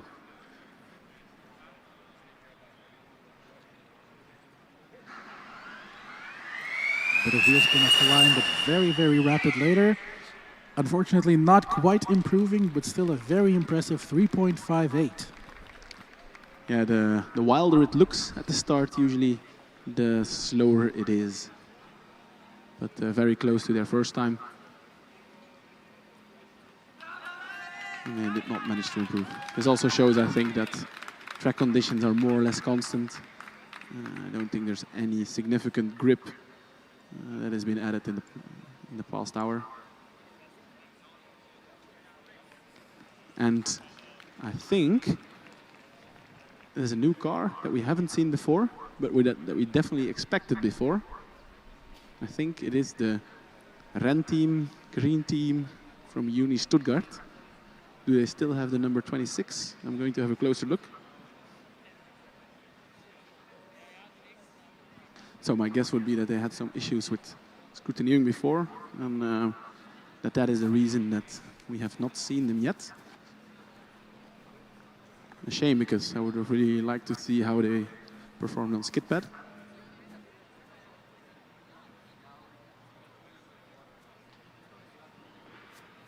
And they always have this helmet with the flower on top. Nice to see. It's really, the car is really a merge between the green team and the combustion Ren team.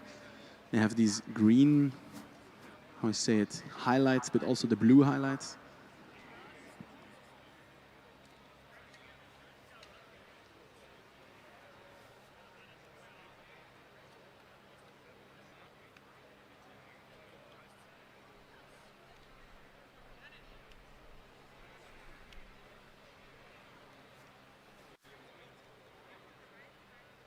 And again, they'll be doing some checks here to make sure the car is legal and safe. And then they will make their way to the ready to drive segment. I feel like they try to bunch up a few cars together so that we can do 3 runs at once. Might also be a conspiracy theory. Team from Ghent here as well. I had a feeling that they already did 2 runs, but they're still here in the queue. Not sure what happened there. Maybe they're just chilling out in the sun, although I highly doubt that. And then we also have Renstal Esslingen slowly making its way to the acceleration. We haven't seen them here yet on acceleration. They did do quite a decent skid pad. And they always go with this special livery, or it's just their carbon fiber showing with the white accents. But I really like to see this. Finally, we get the Stuttgart, Uni Stuttgart team. You know, of course, we just had the DHBW Stuttgart. And as we all know, when there are 2 teams or multiple teams from a similar area of a country, there do tend to be some friendly rivalries going on. So let's see who can come out on top this time around. And of course the green team has been, and also Ren team, have been very successful in the past. This car I have not seen the performance yet, so could be anything, but if they manage to get their car at the top performance as it did in previous years, then we might definitely see a very competitive acceleration. But again, I do not know at what stage this car is at the moment. They had some issues clearly with scrutineering, but very nice to see them here now. Yeah, I think they were stuck on the rain test part of the scrutineering for quite some time, but indeed very good to see them here. Maybe due to the lack of rain. Indeed. Rain team Stuttgart. We see the car successfully driving up to the start line. Again, some noises from the fan, but I think this is a cooling fan. The DRS is open. I really like to see these cars. They're like rolling slowly. It's like a silence before the storm, because they have so much power.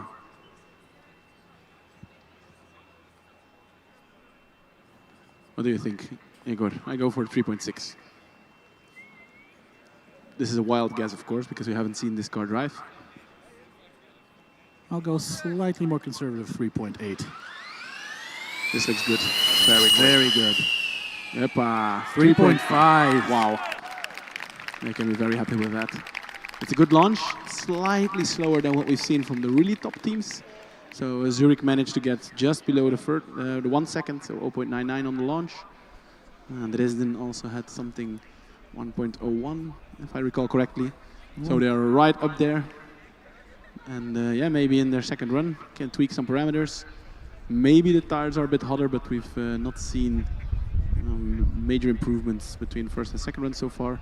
Yeah, it really seems like it's the launch where they're losing those 1/10, 1.5 tenths to Dresden, who are in first place right now. Dresden had a 1 second dead first 10 meters, and Stuttgart had a 1.07 first 10 meters, but their finishing speed was an identical 121. Yeah, and given their, so they already lost 7 hundredths in the first 10 meters, and in total they are only a tenth slower. So I feel like they did an even better second part of the acceleration than the top teams. So indeed, it's all in the first part. Of course, everything you lose in the first meters, centimeters even, you drag it all the way through over the 75 meters in your acceleration. Now we have Esslingen. We saw them rolling in the dynamic area. They're finally here. I'm hearing some very loud cheers from the infield section of the track. Reminder to everyone, of course, the driverless autocross event is going on at the moment. And I'm guessing, judging by the sounds, that quite a couple of teams are setting successful times, completing laps. So excited to see what the action will be there after the acceleration event is over, of course.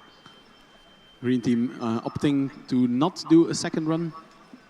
Usually, in my experience, I would say it's good to do a second run immediately, but the reality has proven us different.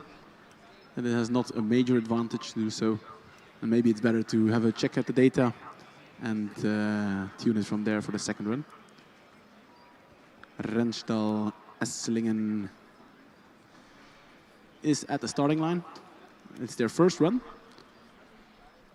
I don't think they participate or have any autonomous systems in place. And while I'm saying that, Jet is giving us an ice cream. That was quick. 3.57, wow, for first run.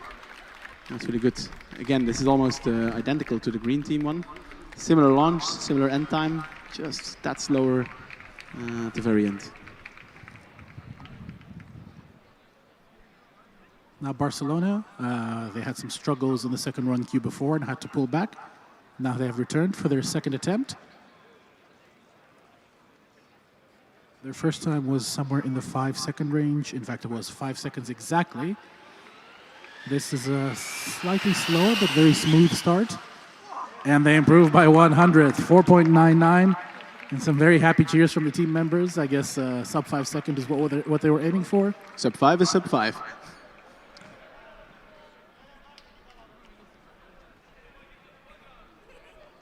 Indeed, team members were very happy here with 4.99. I think they can definitely be proud to be in the 4 seconds club. We have just over an hour left at the manual acceleration event.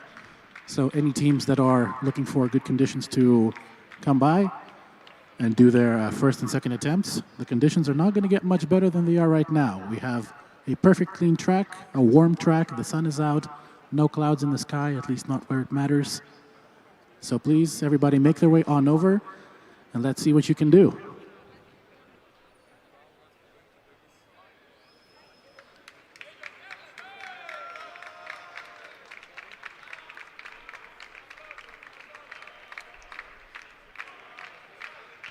Also Esslingen opting not to go for a second run.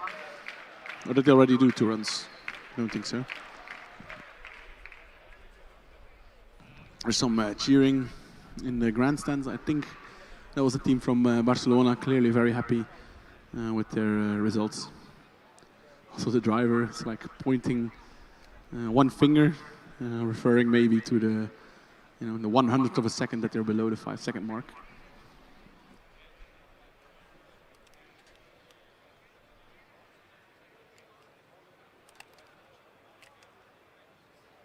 Yeah, this is a bit of a challenge. I'm eating this ice cream. In Belgium, we call this one een raketijsje. a rocket ice. And commentating and eating an ice cream. Excellent it's motorsports a bit reporting of a challenge. there. Sorry? Excellent motorsports reporting there, Matti.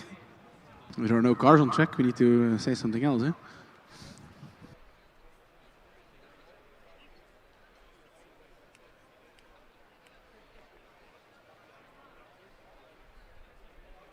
Okay, now I was almost licking the microphone and speaking into the ice cream. It's not good. But luckily for you guys, we have 2 new cars in the queue, so we do not have to invent stuff. Yeah, the ice cream reports perhaps will return in the future. I just want to praise that we get ice creams over here. And I think if you volunteer, you will also get some ice creams. Indeed. Let's use this little bit of downtime as a reminder that if you would like to join us as a track marshal over the weekend, please head on over to formulastudent.de, fill out the form, and you will get to see all of the action up close, and perhaps, Matti, indeed, get a little bit of free ice cream to go along with it. Yeah, definitely.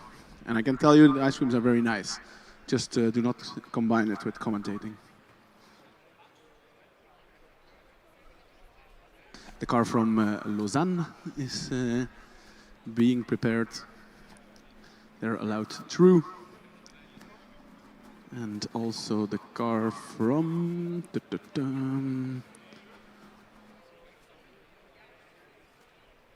Rhein-Main, not 100% sure if I pronounced it correctly, a German team as well.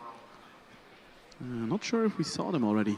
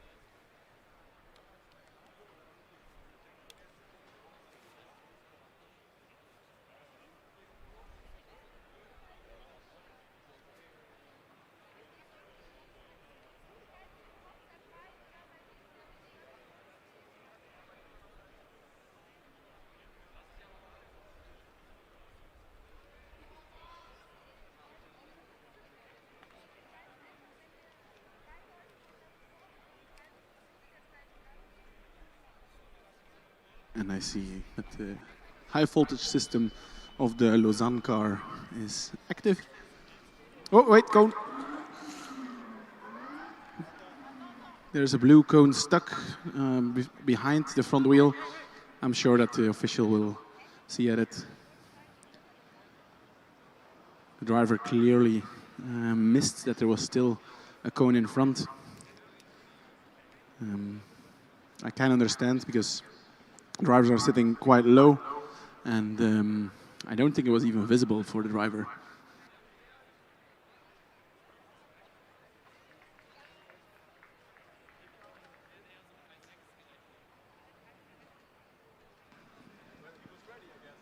Formula student cars are famously cone hungry.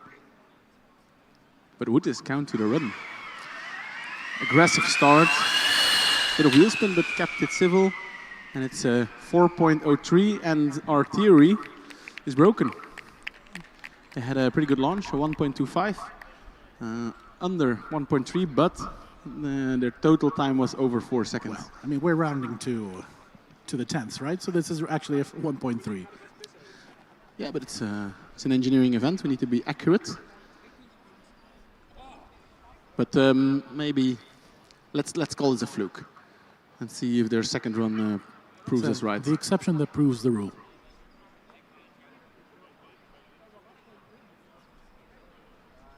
It was actually pretty interesting what happened here. So the car was ready to go. There was a little bit of confusion about whether or not the car was able to go, but there was still a blue cone in front of it. This is the cone that the official will take away. But I do feel like the cars are being parked so close to the blue cone that actually the driver cannot even see the cone. So the driver from the Lausanne team thought it was ready, just went and took the blue cone with it. Luckily, no harm done. He was sitting there nicely on the side, and the side wing, and the official at the start line with the green flag carefully got it out, and they were able to do a successful acceleration run. Maybe it was due to the cone that they broke the rule. Potentially. Just looking at the car from Rijnbaan, they have very interesting transparent hubcaps. I think you can see the planetary gears inside the drive. That is really cool. That is the coolest driveline I've seen so far. You can even see the oil in there. You can check the, how much oil there is just by looking at it.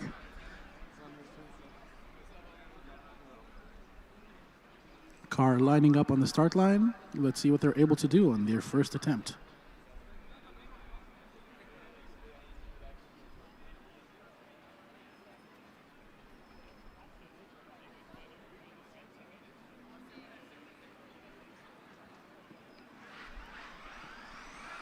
A little tentative at the start, but still a little bit of wheel spin, accelerating very nicely throughout the rest, and it is a 4.39. Yeah, I think if this is a car without traction control, then the driver did a really good job in managing the slip. A little bit of slip, but I think the driver did a very good job to keep it limited. Actually, a pretty good launch, 1.5. Not sure if it was a rear-wheel driven car only. And then we have the car from Lausanne again, the cone-hungry one. So they managed to break our little theory that if you have a 1.3 at 10 meters, you have below 4 at the end. Let's see if they can disprove it again. 1.19 at the 10 and a 3.92. All right. Maybe we should change our theory to 1.2 at 5 meters. So under 1.25.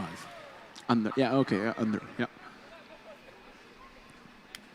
Meanwhile, 2 more cars lining up, doing some final checks, and I think I saw the car from Ren team going in right behind them as well. So I think whatever changes they wanted to make, they would have been very minor, as they're already returning to the second run queue. I see car number 200 from Padova making their way over to the queue. And that seems to be it for the moment, with just over an hour left in the acceleration event.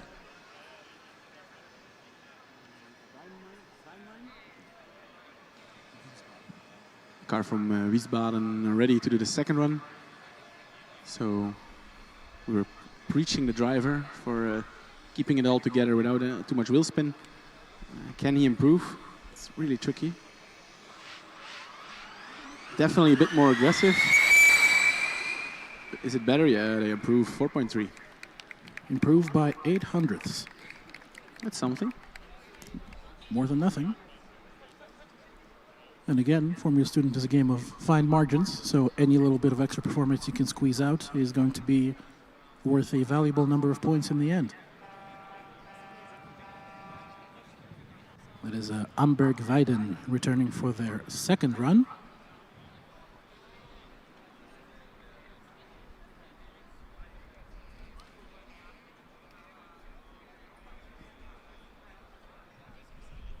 Are there any interesting features you can see on the car, Matti? Yeah, I'm trying to understand where this high negative rake angle comes from, and what's so special about this front wing. I can't quite pinpoint it, but something's going on. Well, as we mentioned in the manuals kit pad, this, of course, I think is the only team at FSG this year who has their cooling solution at the front of the car rather than at the rear. It is in fact right above the front wing in the winglets above it. Not sure whether that relates to the rake angle. Yeah, maybe it does. Maybe they have so much going on in the front that they need a bit more space. I was also wondering if it was maybe just a visual thing, but clearly you can see that the floor, so kind of the side wing, also goes up a bit. And off they go. Smooth off the line, accelerating throughout. with a 4.22, not quite able to improve on their first time, which was also a 4.22. So again exactly the delta the same. in the thousandths of a second. Interesting. How it's almost impossible, right? What are the odds that all these cars keep on doing the same thing? Well, you think it's more probable than not, right? If it's the same traction control system on the same track conditions, and you know, if the driver can slam the gas pedal or the accelerator pedal equally quickly, then you'd expect an almost identical result, and that's what we've been seeing, I feel. Yeah, true, but track conditions, the wind, a bit more sun, a bit hotter, a bit this and that, all these effects seem to be less than the hundredths of a second. That's crazy. So I'm very, very surprised by that. But yeah, good learnings today.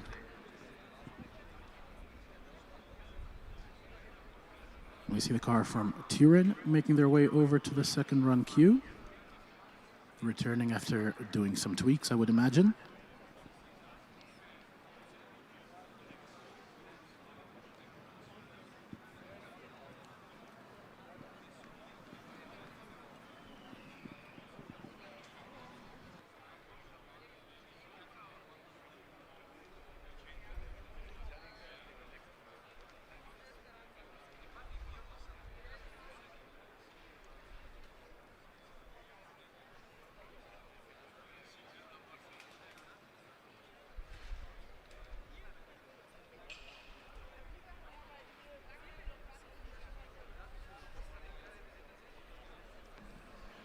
And in the queue we have a very hungry car. It's the car from Constance, I think, with the teeth on the nose. I think it represents a shark. Not 100% sure. They also have the flames on there and a very distinct orange livery. Behind them there's a red team, green team. We will go for a second run. They had a very, very good first run, I think a 3.5. And their first dynamic appearance here on the FSG 2024, and immediately showing what they're worth. And then after that, I thought we saw the gold car from Leibniz, also going for, I think, their first run for acceleration. And actually forgot about the Torino car, who's also here queuing up.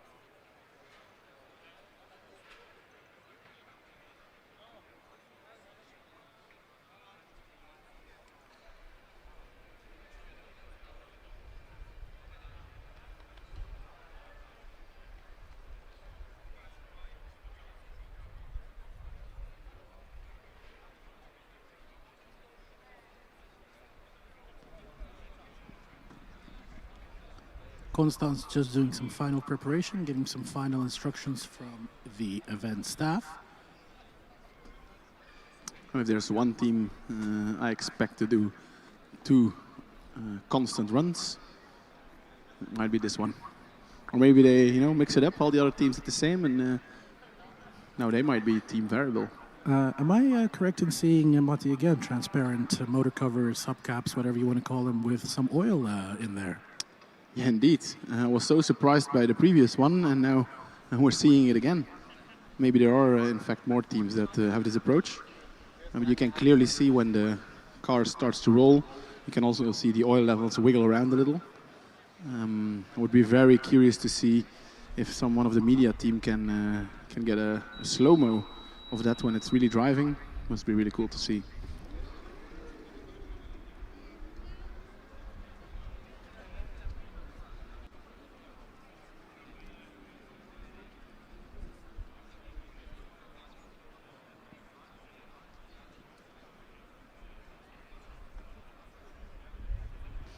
Constance with their first run. What do you think? I'll go for a 4.5. Let's see the car number 43. I'll say 4.3. Oh, that looks faster than that. Yeah, I think we missed just big time. It's a crazy time. It's a 3.79.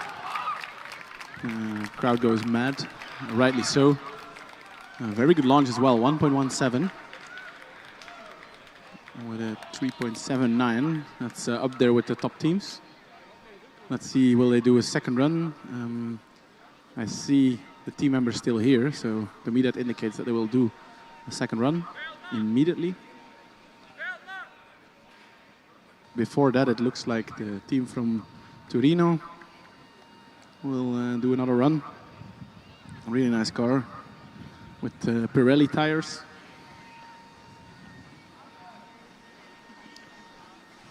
Given the sign to go. Not sure what their time was before. I think we saw them half an hour ago. Decided not to do their second one immediately, but do some tuning. They also had a pretty impressive 3.87. Oh wow! On their first attempt. So we have 2 very similar cars here at the moment. Yeah, probably they did a couple of tweaks. Let's see if those pay off. Yeah, I think big cheers here for the Constance car. Torino improved with a 3.87, which is identical. Crazy. What's happening?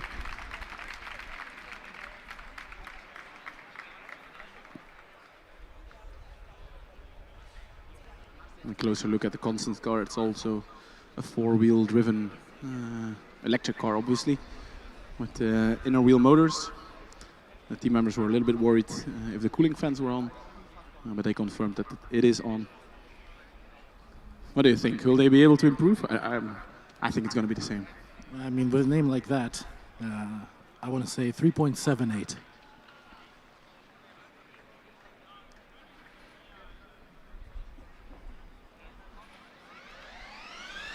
Felt slightly slower, maybe? A little bit. That is indeed slightly slower, 3.82.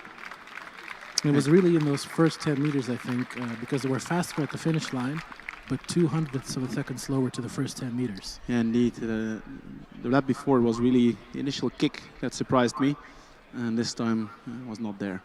Now we see high-speed Karlsruhe back with that very interesting twin exhaust-esque fan solution on the rear. I'm not sure if it's all cooling or somewhat ground effect related as well. And I think in their first run they had a bit of an issue. I vaguely remember them stopping on track, or at least rolling to the finish line. Yeah, they have the honor of having the slowest acceleration time so far with a 41.68. 41. I think they can go 10 times quicker. And what the hell is that noise? Look at that noise. Combustion is back.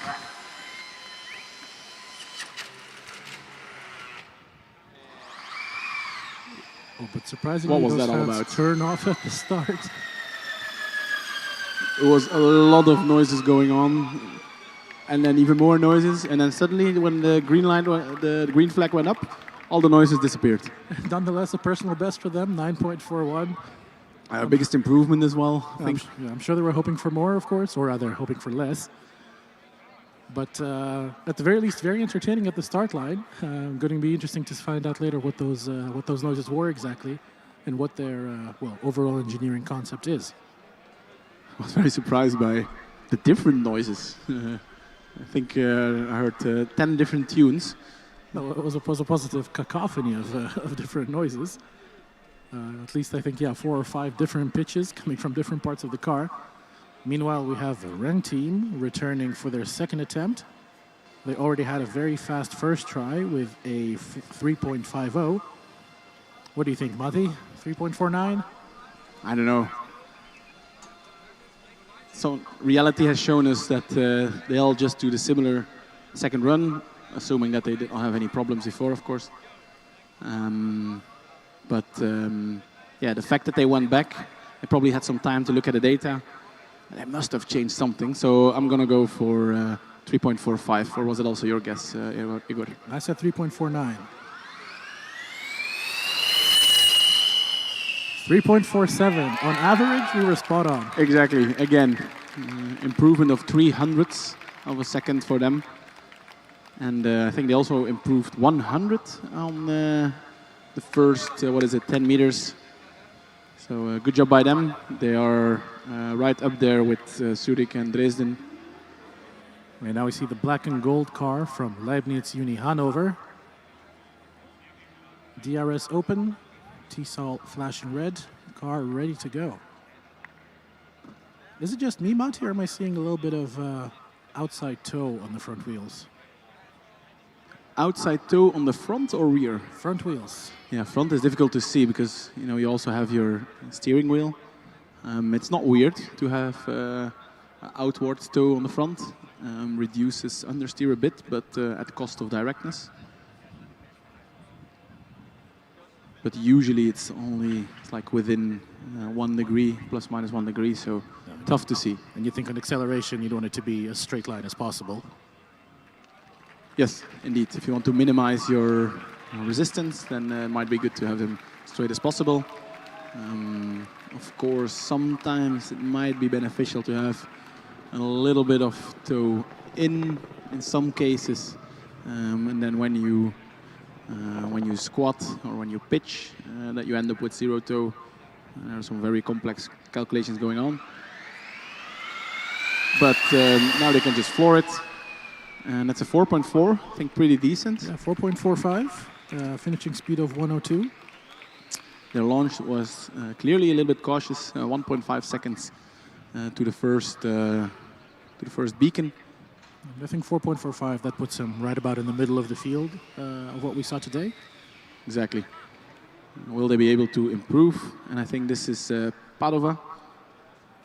I remember, was this the car that went immediately straight on the skid pad? I'm not 100% sure.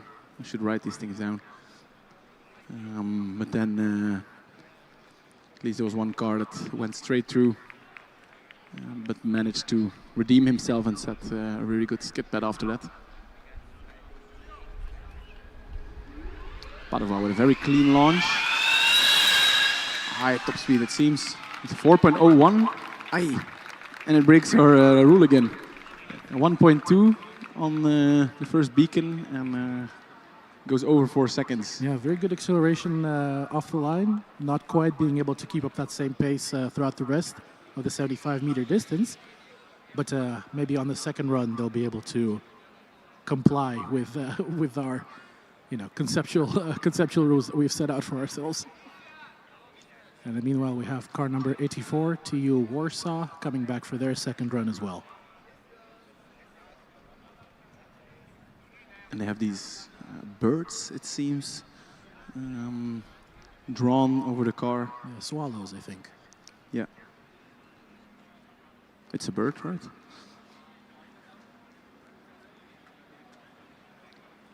Cool steering wheel as well. It's quite a small steering wheel, but they have a lot of buttons and a screen on there. And then also some red grip tape for the driver to hold on to. DRS open for them as well. That a 4.36 on their first attempt. I'm going to say 4.31. I'm not sure. I should have checked these things if it's a four-wheel driven car or not. Depending on that. So you say 3-1. 3-1. Okay. 4.25. A little hesitant at the start. A 4.40, not quite able to improve. Yeah, it did feel like at the very beginning it did not quite have the oomph that it needed to really kick off. Of course, it kept traction, it's good, but... You heard a little bit of a thud there at the beginning, like the car was pushing against something, probably against the traction control, and that held it back just a little bit. Yeah, because you can see the 4.4 is a pretty good time, but their launch 1.4 is slightly off what we have seen from other cars. So definitely something there in the launch that still can be found, but still they can be happy. 4.4, and they did a faster one before. Yeah, we see Padova electing not to do their second run just yet. Instead, we have Diepholz going up for their attempt. And I think they were here almost as one of the first teams, Diepholz. Yeah, they were the second runners today. They had a 4.92. So a couple of hours later, a couple of tweaks later, you would assume. Let's see what they can do now. We're playing the guessing game, right? So I'll do 4.7. 4.8. Nice, clean start. 4.55. 4.55. Wow, an improvement of 0.4 of a second. So whatever they did in the pit, it really worked out for them. And you can hear the team is very happy with that result as well. And they should be. It's a very good result. A very similar result to the Polish team we just had. Same launch, same end time.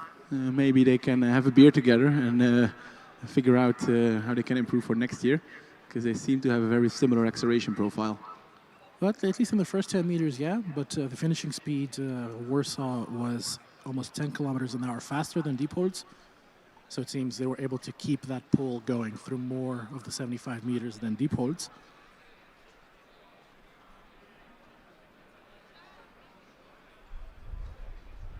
And taking a look back at the queue, 2 cars in it at the moment, one lining up for run 1 and another for run 2. I believe run 2 is that Chemnitz that I see? I think so, the non-aero car you're referring to, right? The one on the right, yes. Yeah. I have a feeling you're right. And I'll have a little walk, good to stretch the legs again, to see more up close. Also the car 100, I think, making its way. And that's, another Italian team. Which Italian team did we not see yet, Igor? Could it be the team from Udine? Good guess, but no. Could it be the team from Roma? No, I'm not even sure if they're here. Well, we saw Padova, we saw Turin, we saw Milan. I'm going to give you a hint. There's something not quite straight in that city. And it is? Pisa. Exactly. Luckily, their car seems to be well engineered. No oblique parts in here. Maybe they can do a little homage to the Tower of Pisa by putting up a bit more camber on their wheels. Maybe. Well, hopefully, their acceleration run will be straight as an arrow. That's, of course, what we all want to see from all of the teams competing here today. I think we saw a couple of leans, a couple of deviations during the driverless acceleration.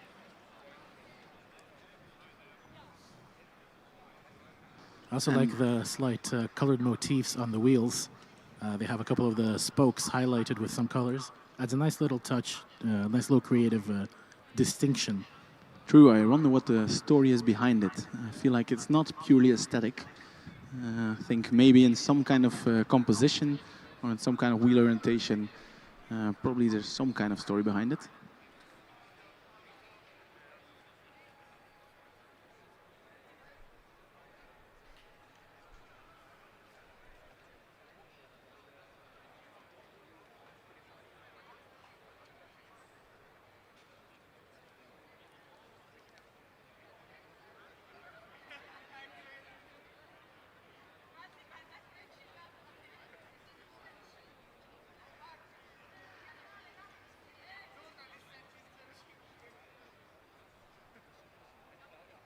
was talking about an homage to the Tower of Pisa, and actually on their rear wing they have a few of the buildings from Pisa on there, one of which being the Tower of Pisa, of course.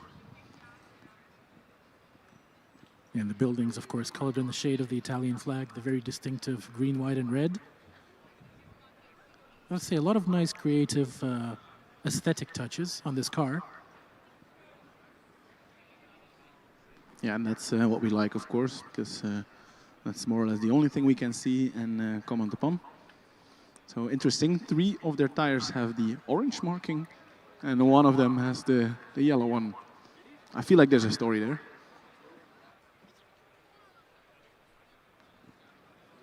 And as far as tire compounds go, again, an Italian team repping the Italian brand, the Pirelli P0s.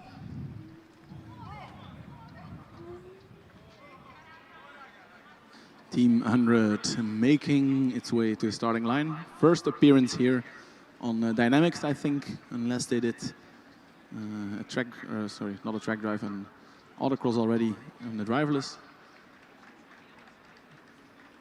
Getting the green flag, and they set off. Very smooth start. Exactly, very silent as well. A 5.19. Yeah, so quite okay launch, but then top speed at about 80 kilometers an hour. So I think they can be quite happy with that. Not sure if there are easy ways to get your top speed up, but yeah, decent launch. Well, you never know. Could be maybe a slightly over-aggressive traction control. Maybe there is, a little bit more torque that can be allowed to come through. Get a little bit more bite off the starting line. Meanwhile, Chemnitz lining up for run number 2. One of the few cars not running any obvious aerodynamics. This car struggled, of course, in the first run. It had a bit of a mistake, had a 12.81. And now nice. Vast improvement, 5.24, and a great cheer from the team as well. Really good to see. Similar end time to the Pisa car we had before, but they clearly can find a bit more in the launch. But they also had a higher top speed, of course. Well, the other way around, actually. Pisa was faster on the launch, 1.5 to the 10 meters, 1.8 for Chemnitz. But it's the next 65 where Chemnitz was able to find 15 kilometers an hour more than Pisa. Yeah, or maybe it's the fact that they do not have these aero components on there, that they have a higher top speed and win a bit in the second part of acceleration. It would actually be good to have the data of all these cars, and then we can overlay them and see. Maybe that's something for next year.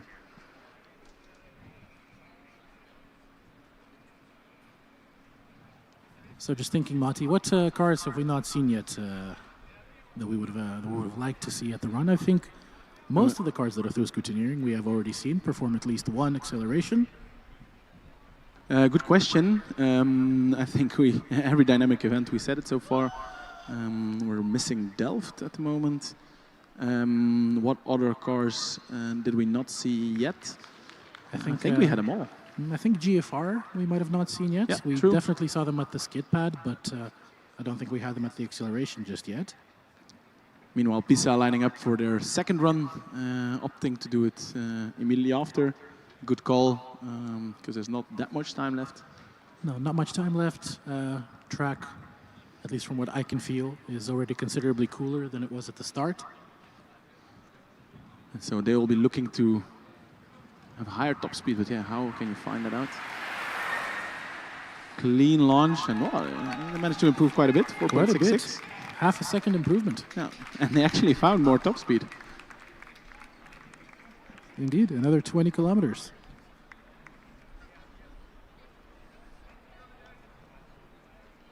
I think your compatriots, Matti, from Leuven, we have not seen them at the acceleration yet. They, of course, did set a time in the skid pad, but not at the acceleration track just yet.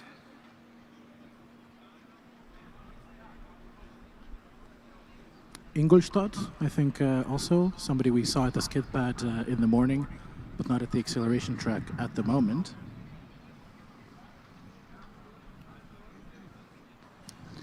Bayreuth, I hope I pronounce it a bit okay. Going for their second run. So it's a bit of a longer car, it seems. Not sure how long it is, but it looks longer and quite slim. And they have this rake angle, so quite a high rear. Driver is waving a little bit. The car does not want to go. I'm not sure exactly. Diepholz is still on, I think. So maybe it's just a little fluke. Having a conversation with one of the team members. I think this might also be one of the female drivers that we see here. Just thinking about the teams that we haven't seen yet. Lisboa, of course, have been present at all the dynamic events thus far. Haven't seen them here yet. I heard that they might have had a bit of a small collision with the timing equipment during the driverless acceleration. Did we see them on skid pad? I don't recall that. I'm not sure. Indeed. That's a good question. I also heard from our co-commentators, Jonas and Mickey, that they had a little bit of an incident on the driverless acceleration, as Max Verstappen would say that. So maybe that's indeed the reason why they need to do some repairs.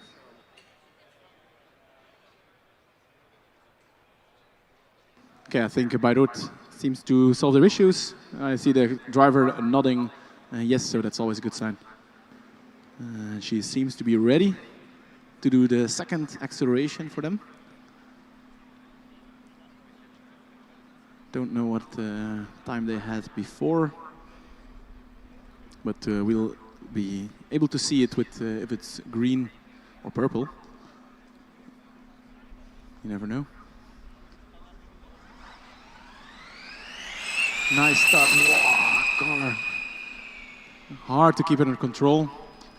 It's a 4.08, slower than the previous one. I do not know how much slower. But it looked like a handful. I think the driver did a really good job keeping it under control. Managed to barely get any wheel spin of the launch. Halfway through, a little bit of a wiggle, but luckily no drama. Yeah, it was very close with 4.8 versus 4.03 on their first run. And now we see Chalmers. They were the very first ones that we saw at the driven acceleration today. They had a 3.71, and what do they do now? A 3.66, an improvement from Chalmers as well. Finally, a bit of a more significant improvement. Still not the 2/10 that we saw on other dynamic events, but nice to see them improve. Chalmers was also one of the first teams here on acceleration to appear. Indeed, they were the very first. And they really seem to have their strategy on point, well organized it seems. They show up for a first run everywhere, and then they take their time to do a second run when it suits them. Yeah, the car does seem to be very reliable as well. I haven't been tracking it, but I would not be afraid to speculate that they might have already done a first driverless autocross lap as well, returned for their second acceleration, and might later go back for another driverless autocross run too. Yeah, maybe after this session we can have a look at the autocross, and we might be able to see them again. And this session is of course almost over, just half an hour left. So any teams that are still waiting to do acceleration, make your way over to the track as soon as you can. Similar to what Vienna is doing right now, approaching the starting line. I think this is one of the cars that has a very distinctive, very loud noise accompanying it whenever it drives. Indeed, it is very loud. I'm not sure, I don't think it's a fan car. I'll have a closer look if I can see something, but it definitely makes a lot of noise when it drives. So, this is the car with the very distinctive additional body armor at the front right wheel.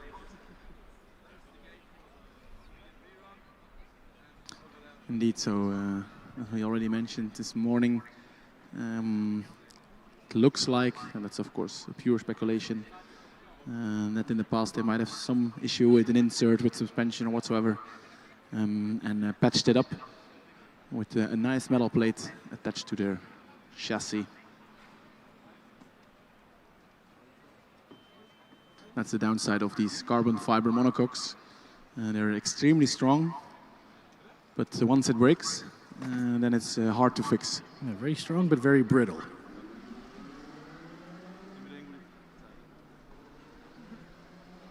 First run for Vienna.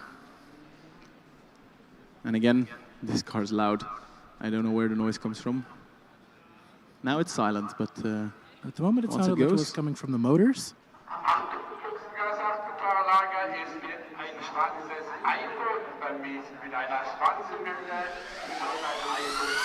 Very good start for Vienna, looking very quick. And they are with a 3.61. Wow. Extremely good launch, 1.1. And high top speed, 116 kilometers an hour. It appears that there's another commentator as well.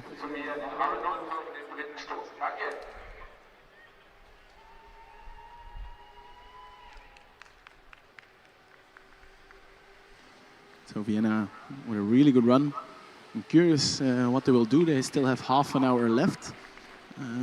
Technically, they might be able to go out, get some tuning in and back in, but somehow I feel like they will do their second run now. Indeed, already coming into the second run queue. Not that there is much of a queue at the moment. I do see that there are two more cars going for their second runs. I believe one of them is Montréal, and right behind them is Leibniz Uni Hanover, that distinctive golden livery. Vienna with their lining up for their second attempt. I was quite surprised to see how well they did. Can they improve, or are we going to see the same again? I'll say 3.6 flat. I'll go for 3.55. Engineers here are super stressed. What's going to happen? The media team getting some good nice launch. shots. Same launch even, but it seems that something went wrong. Just 20 meters before the end, the car seemed to stop going. You can also clearly see that in the speed, only 80 kilometers an hour, while they had 116 before. Yeah, an identical first 10-meter split, 1.10. So the launch was indeed very similar. But still, 3.61, very, very good time. Yeah, indeed. And this was a 3.85, which is, you know, finishing without power. I think it's still pretty good time. It just goes to show how important the launch is. And top speed is not everything in the acceleration event. You see two more cars going into the first run queue. So seeing some new contenders joining us here at the acceleration now. Did we already see Aachen? No, we did not. I don't think so. Yeah, we also missed them in our little overview. I mean, they're in their first run queue, so it has to be their first run. Indeed, foolish question of me. And also another car in the first run queue. It's the zebra car. Do we remember what it was from? Well, we remember that it looks very distinctive. Unfortunately, our memory is not quite good enough yet to remember the university that they represent. But for now, it is Montréal lining up to be next. I have to say, they have some very interesting... I'm not even sure what to call it, but a very interesting look to their car. And their previous time was 31 seconds, so obviously they had some kind of problem. They were also quite early, I think, to join us here. So they will be hoping to at least get a decent run in without any issues. So let's pray for them. And then I'm very curious to see where it will bring them if they can get it together without any issues.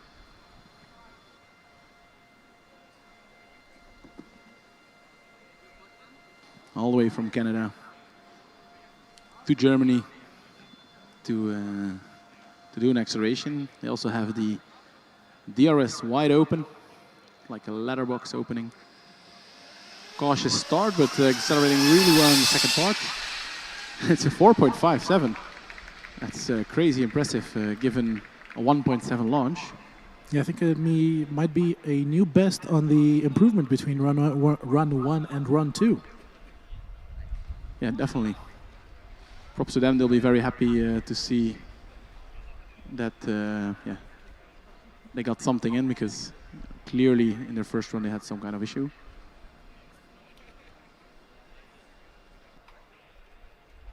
Is that the golden car from, was it Leibniz?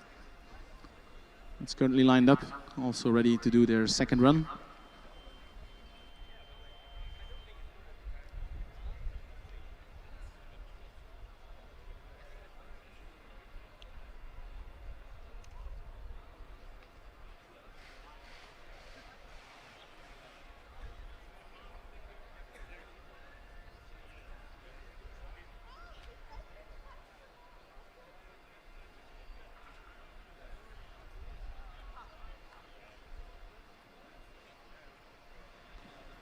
The Hanover car, see the marshal waving a little bit.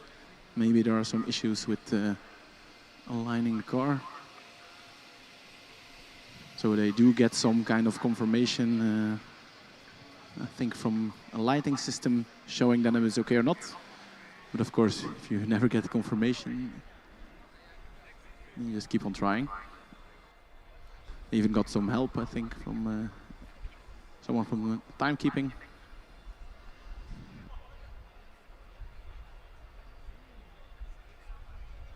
So while they are meticulously placing the Hanover car,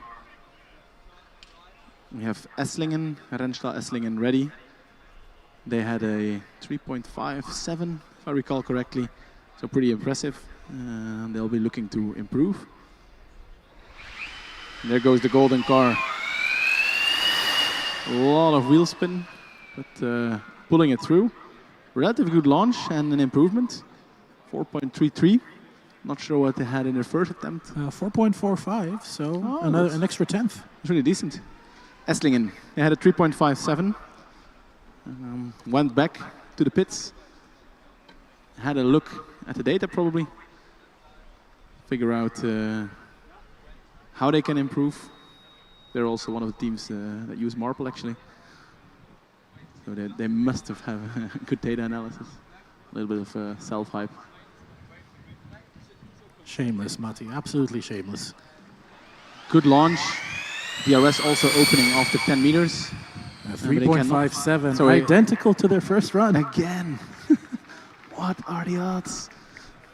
What is happening here? Let's see if Aachen can buck the trend a little bit. Yeah, so this is their, they really waited it out just till the very end. This is their first run. They, of course, won last year. I had a talk with the guy, the driver, I think he was called Julian, 100% sure. And we also did the skid pad. This might be a very impressive run.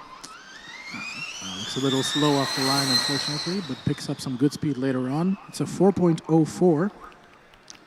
Yeah, and this run follows our rule, 1.3, and you end up with a 4 seconds at the end. But indeed, not a slow getaway, but I feel like there was a bit more in there. Car jumping around a bit, some oscillations between suspension and the software. So maybe they'll find a way to improve. Will they do a second run immediately or not? I mean, there's not much time, 20 minutes left, so I don't think it's an option to go out. Ingolstadt, that was the zebra car. Yes, Ingolstadt lining up for their first attempt. With those big Goodyear Eagle tires. First run for them as well. Oh, nice launch, very clean. And a 3.85. Wow, extremely good launch. 1.15. I did have a feeling it kind of was limited at 100 kilometers or something. 100 kilometers per hour. Or maybe the power fell out. Because they definitely stopped accelerating at the very, very end. And they also stalled now in the very distance. Oh, I think the driver's getting out.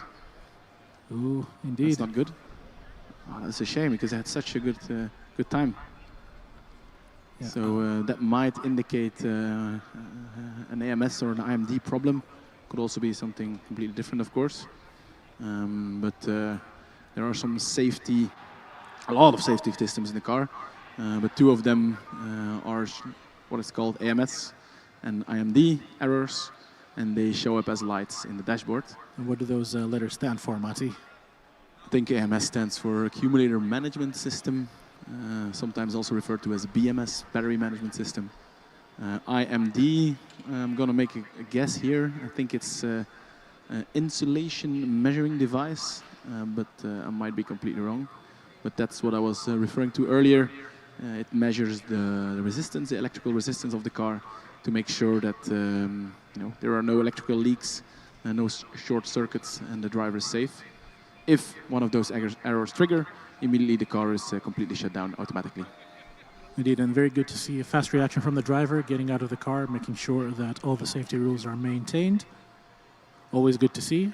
Aachen now being held a little bit longer, I'm sure, than we would have liked at the entry to the second run. But of course, we want to make sure that the backfield is clear of any possible obstructions, that everybody maintains proper safety precautions. And looking back at the queue, we see two more cars coming in for their first runs. I see blue on the one hand, white on the other. That is, I believe, Bochum. And car number 50 rolling up behind them, that is the car from Lisboa that we've been waiting for. Finally, they made it back. So we heard of a little crash in the driverless acceleration, also destroying some timekeeping equipment. Happens. Last year was even more popular to destroy timekeeping equipment. But good to see them back. Whatever damage it has done, they managed to resolve it and make their car going. Although, no front wing. Not sure if they had one to start with, but that might indicate that something is damaged there. Of course, front wing, you do not need it as much on acceleration, so no drama. And we see Aachen has been giving the green light to line up for their second attempt. 4.04 on their first run. Let's see if they can improve. I think sub 4 seconds. I think they should manage, yeah. Similar launch, again, a little bit of wheel spin at the start, but they get the 3.9. Yeah, actually quite a big improvement. A lot better launch, 1.25 this time around. But the cars seem to, squat and pitch quite a lot at the beginning, jumping around for the first 10 meters before planting it further with a top speed of 116 kilometers per hour.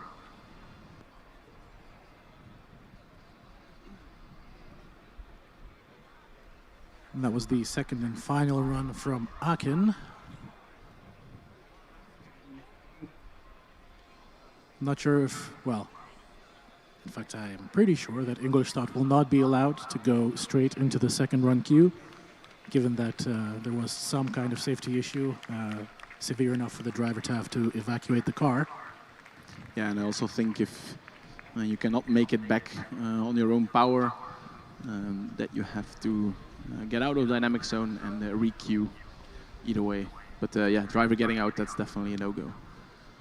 We see Bochum have passed the preliminary official checks, rolling up to the front of the queue.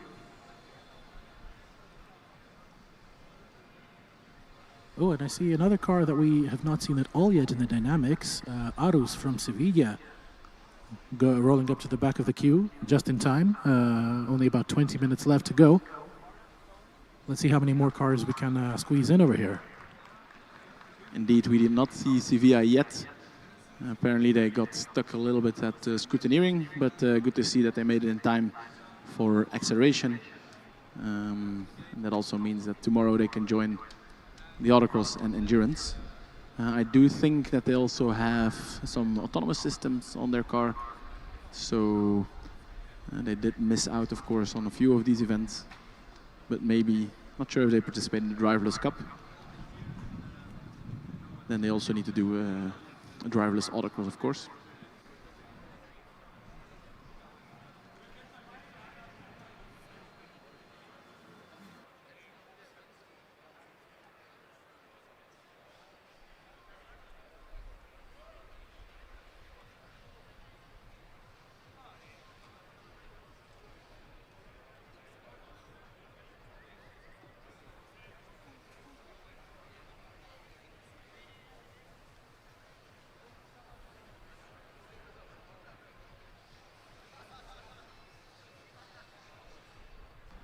I hear the ready to drive sound from Bochum. They're moving their way to the starting line of the acceleration for their first acceleration run.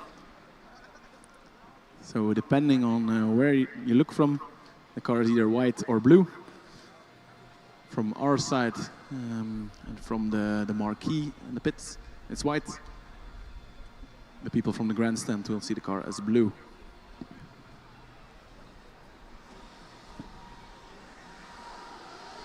Cautious getaway, but pulling through. And, car seemed to lift just before the end.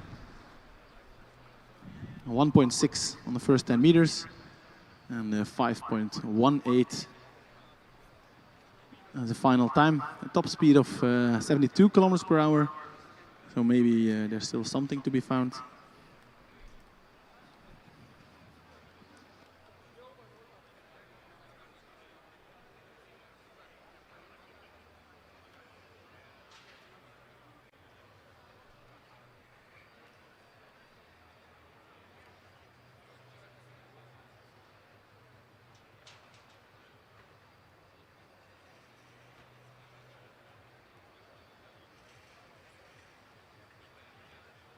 Yeah, and there's quite some stuff going on in the queue here as well.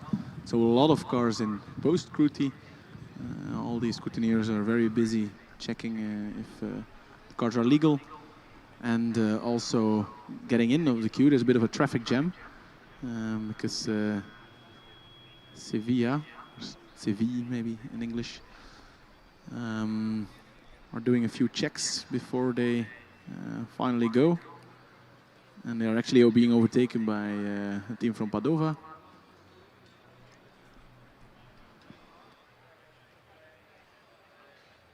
And there's another car, number 25, who's almost entering the dynamic area.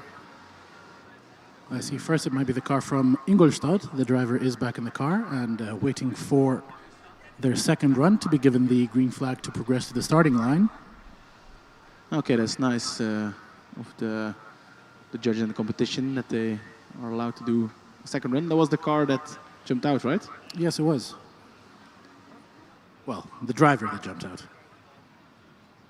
I think the car also jumps out a bit. I mean, it has this zebra livery, and I think it had a very impressive run, actually. I also see another car that we have not seen so far, I think, 25 from Athens.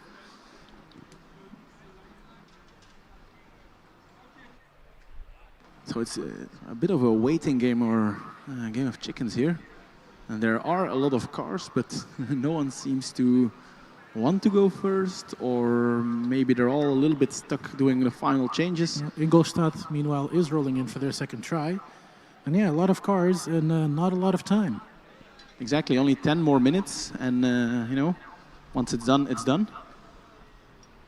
You have the team from Brno. Not sure if I pronounce it correctly. Doing their first run. They have this dragon on the rear wing. But of course we have the car from Ingolstadt at the starting line, who had a very impressive run initially. And again, good, clean launch, pulling through. Great to see. And even faster than their first attempt, a Wow. 3.83. This is a crazy launch, 1.14 at the very beginning. And this time it seems that cars continue to roll to the end. And we have a new car on track, team from Brno, making its way to the starting line of the manual acceleration. Their first run. Let's see what they can put down. Seen a lot of surprises here, so I will not make any predictions anymore. Meanwhile, we see Padova returning for their second attempt now, cutting it very close. And then there are 3 more teams, maybe 4, still at the very end of the queue. Not sure what they are doing or why they are waiting. Seems like they just not want to enter yet. And we see the driver at the start line getting some extra instructions from the official on what is the proper return path. Yeah, I'm not 100% sure. I feel like maybe the car from Ingolstadt broke down, and that's why they have to wait a little bit. Because I think when I look at the pit lane, the car is actually being pushed. So my guess would be that the official is just telling the driver, hey, we do have a car stalled on track, or at least still being cleared. And that's why you have to wait a bit. But the green flag is waved and they set off. Quite a lot of wheel spin at the start, a little bit of a wiggle, but clean throughout the rest, and a 4.35 for Brno.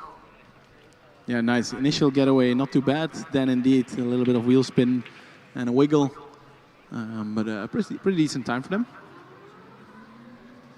And immediately Padova being allowed to roll up to the start line.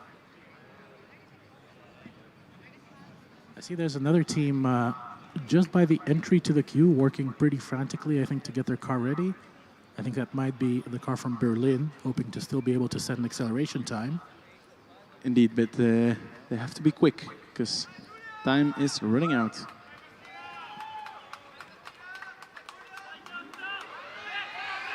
Padova with a very clean start in their second run, and they improve with a 4.01. But I think this Mati definitively breaks down our theory. A sub 1.2 first 10 meters, but unfortunately not quite under the 4 at the end. Very interesting run. Indeed, very good launch. Also a nice top speed. But they're stranded on 4 seconds, which is of course a very good acceleration time, but not in the below 4 seconds club by 0.02 of a second.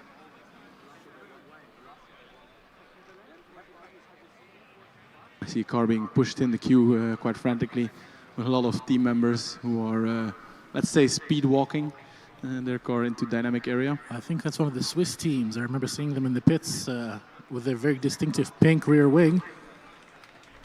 They are shouting, go, go, go! Yeah, the officials are urging them on, telling them to hurry up. From Wallis. And they're getting some new people in to push the car, but guys, don't wait because there's not a lot of time. I think that's the French-speaking part of France, so maybe urge them on a little bit in French. Allez, allez, allez. I think you meant the French-speaking part of Swiss, of course. Of course. Meanwhile, we have Brno on attempt number 2 at a 4.39. Not quite faster than their first, but still a very respectable attempt. Yeah, very similar run again. Clean initial getaway, and then a little bit of shaking around. Super high top speed, and yeah, you can go home with quite a decent acceleration result. Lisboa. 5 minutes to go at the acceleration event. I think Lisboa will definitely be able to get at least one run in. We'll see about the rest of the teams. They're here without a front wing, so my guess would be that they lost it somewhere in the driverless event. I see Berlin also finally being pushed into the acceleration queue, stopping a little tentatively at the entry.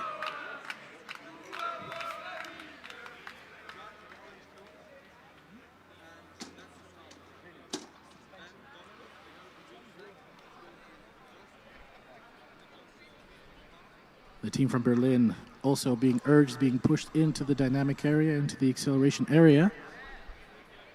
5 more minutes. So I just got a little bit of intel. So indeed, the Lisboa team had a little bit of an incident on the driverless acceleration this morning. Had quite some aerodynamic damage on the wings, but they also had a broken suspension. So it's pretty crazy that they make an appearance here, which I assume is a fixed suspension. Otherwise, they would never made it through the scrutineers at the beginning of the queue. So yeah, well done to them. Let's hope they can do a really decent acceleration here.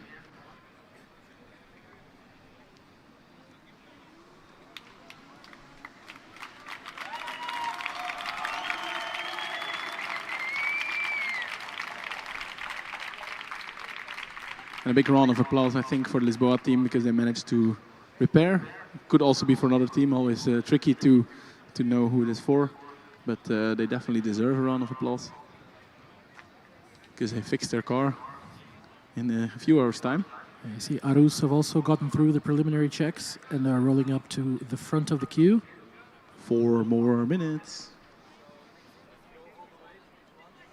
This is the Sevilla car, by the way. Yes, Arus. Lisboa, good start, smooth continuation, 4.24. And you can see just how much it means to the team that they were able to get a successful acceleration run in. Indeed, people forget how important it is to just get a run in. It's very decent, gives them a lot of points. It's actually a really good launch, 1.25. Then a top speed of 99 kilometers per hour. And 4.2. They'll probably do a second run, would be my guess. Let's see if they can shave off 2/10 and get it under the 4 seconds. But this is already a pretty good run from them. There's 2.5 minutes to go. You see another team managed to get through the preliminary scrutiny. Now there's a bit of a waiting game going on. The officials not... Yes, the officials are letting Arus roll over to the start line. Makes sense. Sounds a little bit rattly, but getting over there with no issues. Lisboa, I see the nose just peeking out into the dynamic area. And for Sevilla, this is, I think, the first run, the first dynamic event that they do here at FSG 2024. Yeah, we can hear a lot of cheering from the stands. Arus, of course, also known for having very loud, very passionate fans. They set off. It's a very clean getaway, and they're pulling through. 4.97, and you can hear the elation from the team. Below 5 seconds. It's a decent launch, decent top speed. I can be quite happy with that. Maybe, let's hope for them there's enough time to do a second run. Just over a minute left. I think Lisboa is going to line up for run number 2 first. We see Prom Athens also making their way over to the front of the queue. This is going to be tight. I'm not sure what will happen, how strict it will be on timing. Usually, they are very strict. There has been plenty of time. Lisboa sets off, looks much quicker, and it's a 3.89. What? That's crazy. A 4/10 improvement. 3.89. That's well within the 4-second club. To just la la la la la Lisboa. And we can definitely hear the crowd singing. They can be very proud. A few hours ago, their car only had 3 wheels. And they managed to repair it just in time to participate in the acceleration. And what a participation it is. I think must be a top 10 time, no? Close to. Could be close to it. There's less than a minute to go, and Sevilla is being allowed to do their second run before Athens can do their first.